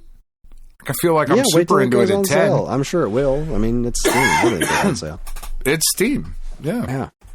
I also put a little bit of time into the brand new Suika Game Planet. Mm-hmm. It's neat. It's a neat take on Suika Game. It disappointingly has the exact same music. That Suika Game song is quite the earworm, and I would expect it to be in the game, but it's the music. It's the exact same recording of the exact same song, that's it. That's the song of the game. And that's a little bit of a disappointment. Plus, like... That's a little weird. It's very set up for nickel and diming you through DLC. But the basic premise of putting this in this circular situation instead of dropping things into a well, I think works really... It's an interesting spin on the game. The controls are somewhat problematic, I think. So you're moving around in a circle, and you can only move left or right. So when you're upside down, you feel like you should be moving one way as opposed to another. It's hard to explain, but when you're playing it, the controls are oddly unintuitive. Not game-breakingly so, which fortunately this game doesn't really do a lot in terms of timers, so it really doesn't matter that the controls can feel backwards half the time sometimes, but all in all, it is slightly annoying that it just seems like a little bit more effort could have been put into making the controls, or at least giving us a couple of control options to make it a little bit easier to use.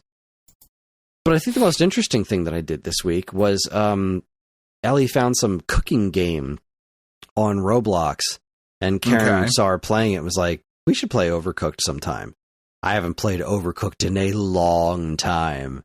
But we booted it up, and the four of us played Overcooked, and it was really freaking fun. Because the kids are finally old enough now to really get it. To play it. To properly not play to just it. Be there, but to actually so now play. We're working together. Now we're figuring out how to get these things done. And we had a blast. Overcooked is such a good game. It's not bad. Yeah, it really does hold up. Stand the test of time. Tomorrow morning, I mean, it's late. I'm exhausted. I've had a lot going on, especially this week. And tomorrow, I don't have anything going on. This weekend is just basic chores, grocery shop, and laundry. It's going to be rainy.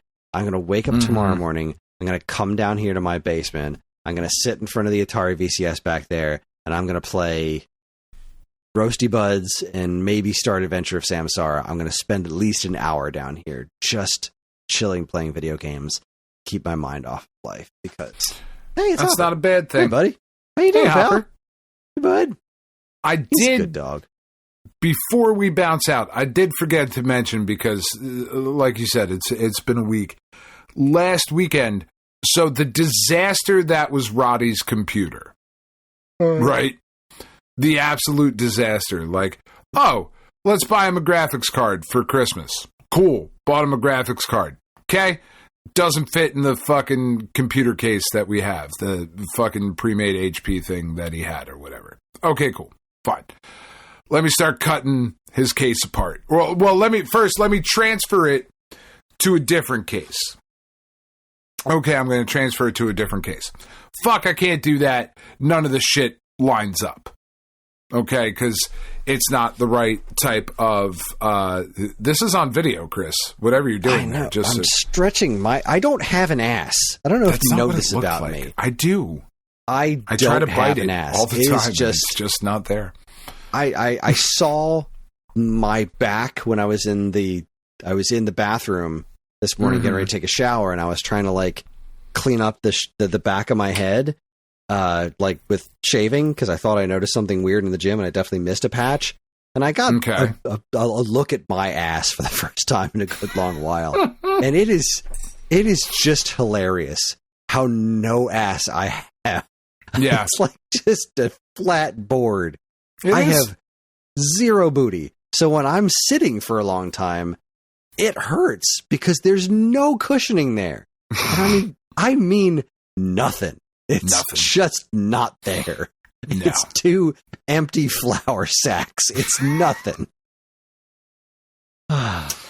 Sorry, you were talking about graphics cards or something. Yeah, so we get him the graphics card. Doesn't fit in the case that his computer is in. Okay? We'll swap all the shit out to the case. That's a thing I know how to do. No problem. And by know how to do, I again mean I can take pieces apart, take a picture, and then look at the order that it goes back together in. Right. I've learned a lot more about this in the last week or two than I fucking ever wanted to know. So then I start looking, I'm like, all right, well, let me get the motherboard and I'll put it over here and look at this. Fuck, none of the shit lines up. None of the ports line up. Okay, can't do that. All right. Well, in that case, the graphics card, the RTX 3060 barely didn't fit in the case that he had. Right? Cool. No problem. I got 10 snips. Let me fucking start cutting pieces of this case apart to get this thing in here. So I fucking modify the case and I'm cutting all this shit out in little bits here, and I got to make sure I don't snip wires and things are moving and all that stuff. Get all that shit done. Plug it in. Then I go, oh fuck. Somebody on the Discord had mentioned to make sure that the power supply was adequate, and that's the thing I fucking forgot to do. Okay, power supply is not adequate. Cool. Let me go buy a fucking power supply. Go buy the power supply. Power supply is, in fact, adequate, but did you know, Chris, and I know you didn't, but... Probably not. I'll pose it to you anyway. But ask anyway. Did you know that one of the reasons that people hate these pre-made HP, whatever the fuck, systems is because they don't use... all the time, the standard plugs or cables that come on a power supply. So went and bought the power supply, and the power supply's got a 24-pin connector to hook up the power to the motherboard. Guess what the motherboard doesn't have? Fucking 24-pin connector is the answer that I hear you waiting to give me. So fucking just, that doesn't work. It's got 2 little fucking 4-pin connectors. Well, guess what's not long enough? The 2 fucking 4-pin connectors that are on the power supply unit that I purchased. So I'm like, okay, theoretically, in my mind, it makes sense that I can plug in the graphics card, turn the computer on, turn on the graphics card, turn the computer on secondary with its own power supply. Now I've got 2 power supplies running. That didn't fucking work either. So got to the point where I was like, all right, I'm officially at the end of my fucking rope here. I don't know what else to do. Let me make a quick phone call. Matt? So, hey, Matt, you remember how Kris and I were just up at your house like a week ago? We were down in your basement and I was talking to you a little bit about this graphics card thing, and you were kind of giving me the look like I probably should have just asked you to fucking do this for me first. and tell me what to buy. And he was like, yeah, I didn't want to say it out loud. I was like, no, I mean, you probably should have, though. Because do you have anything I can buy off of you? And when I say buy it off of you, I mean me and Roddy and Penn will drive up to your house on Saturday, and I will watch you do this so that I know how to do it. And he was like, yeah, fuck, of course I do. Except he didn't say it that way because he's much nicer than we are. So me and the Matt kids... much nicer than we are. Matt much nicer. That's right. Me and the kids, that was such a Matt much fucking joke, too. God damn it, I love that guy. We drove up to Matt's house this past Saturday, and he really fucking hooked it up. He had a case and a new motherboard, and was able to Frankenstein what I had purchased and what we already had, the Ryzen chip and the RAM and all that stuff, take it out, put it in the new thing, and get Roddy set up with a computer that actually works. And like now he's playing all the shit that he wanted to play, and he's waiting to get. We're gonna get Sonic Racing Cross Worlds so he can mod that. He fucking started No Man's Sky as well. So like I'm running around on my planet, and now, which we had talked about right when it was so generously gifted to me. I was like, fuck, I really want to play this with the family too. Like that'd be really fun to fly around in different worlds. So we're like making plans for that of like, all right, we're going to do all this shit in No Man's Sky. And now I know way more about this bullshit with computers than I ever wanted to know. And this is why I just wanted to be a console gamer, because I'm looking at all the shit Matt's got, and we're talking about, well, the next thing we got to do is we got to upgrade this chip. And then we fucking, because he's running a Ryzen 3, and they're up to like Ryzen, fuck you right now. I think is the official model. And it's like, God damn it. Okay. But now I know how to do it. Because Matt was nice enough to walk me through it and not make me feel like a fucking idiot for asking questions that I probably should have known, but like just didn't know because I didn't know what I didn't know, Right. You don't know what you don't know. I didn't know what I didn't know. But now Roddy's got a fucking super sweet hashtag real gamer PC with RGB lights on his fucking graphics card and shit, and he's super happy with it. So, Matt, if you're listening, again, I mean, I said thank you in person and all of those things. But again, Matt, thank you. Thank you to the people in the Discord who pushed us down this path that, like, with the right graphics card. You guys were right. This is exactly what he wanted. I appreciate all that shit. I just wish it would have fit in the fucking case, because boy, was that an expense that I wasn't anticipating. But I was like, fuck, gotta do it, So, I forgot to mention that part of the last week. I was driving up to North Jersey again last Saturday. Yeah. So, anyway. Well, that fucking sucks. Yeah. I'll shut up. I'm glad you got it worked out, though. I'm done. I'm toast. I am beyond toast. So with that, I'm going to say that is our show. Join us next time for SAG Standouts. Dan, tell us what that is. This was your idea. Oh, God, was it? What was my idea? So we had done the Stone Age starter kits, and they were a lot of fun. And we had posited this idea, right, of if you had $100 to start a physical game collection for any number of retro systems, and not complete inbox, just the media that you would, want to acquire for a system, what should you spend that $100 on? Right. Okay, cool. It was a lot of fun. We started with what did we start with? The ColecoVision, I think we started, and we went all the way up to like fucking GameCube and 360 all the way era. Back to the 2600, yeah. But yeah, we went all the way up, to relative current. To current retro, right, is what we went with. So I thought it might be interesting to have that same conversation again, except this time limited to 5 games, but money is no object. So what are the 5 games you need to play if you are getting a retro system, right? You've got all the peripherals, you've got everything you could possibly want, and you've got unfettered access to the games. What are the games you need to play? And those would be our Stone Age standouts. So that is what we will start with next week. Kris, what system are we starting with? I think we got to start with the 2600. That's what I thought. Back. Yep.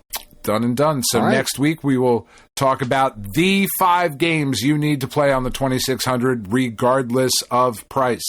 And it's just 5 copies of miniature golf. You heard me first. That's fucking right. That's right. I expect our Discord to be active and getting us your lists of the 5 games you must play. I expect YouTube comments. I expect the fucking people from Xreal to send us some glasses along with your comments about the 5 games that we should play on the Atari 2600 on our brand new Xreal AR 171-inch screen goggles. That's what I fucking want. All right, everybody. We're on most social media platforms. If you want to get in touch with us, we aren't very difficult to find. All it takes is a quick look at our show notes, and you'll see links to our social media accounts, as well as all manner of other fun stuff. Oh, boy. Nope. I'm tired, as well as all manner of other fun stuff, like the link to our namesake, StoneAgeGamer.com, and more useful links than you can shake a joystick at. If you'd like to get early access to the show's episodes, as well as a bevy of other shows on the Geekade Podcast Network, check out our Patreon, also linked to in the show notes. It helps keep the show running week after week, and all our patrons are loved and appreciated. This show's theme song, Squared Roots, was written by Banjo Guy Ollie. You can learn all about his wonderful music and more by following the link to his YouTube channel, also in the show notes. And finally, as always, we'd like to thank our intrepid editor, Evan, for making the show listenable for all you folks. I'd like to thank all you folks on YouTube for watching, and all the rest of you folks for listening in the first place. That's it. On behalf of Dan and myself, keep playing games.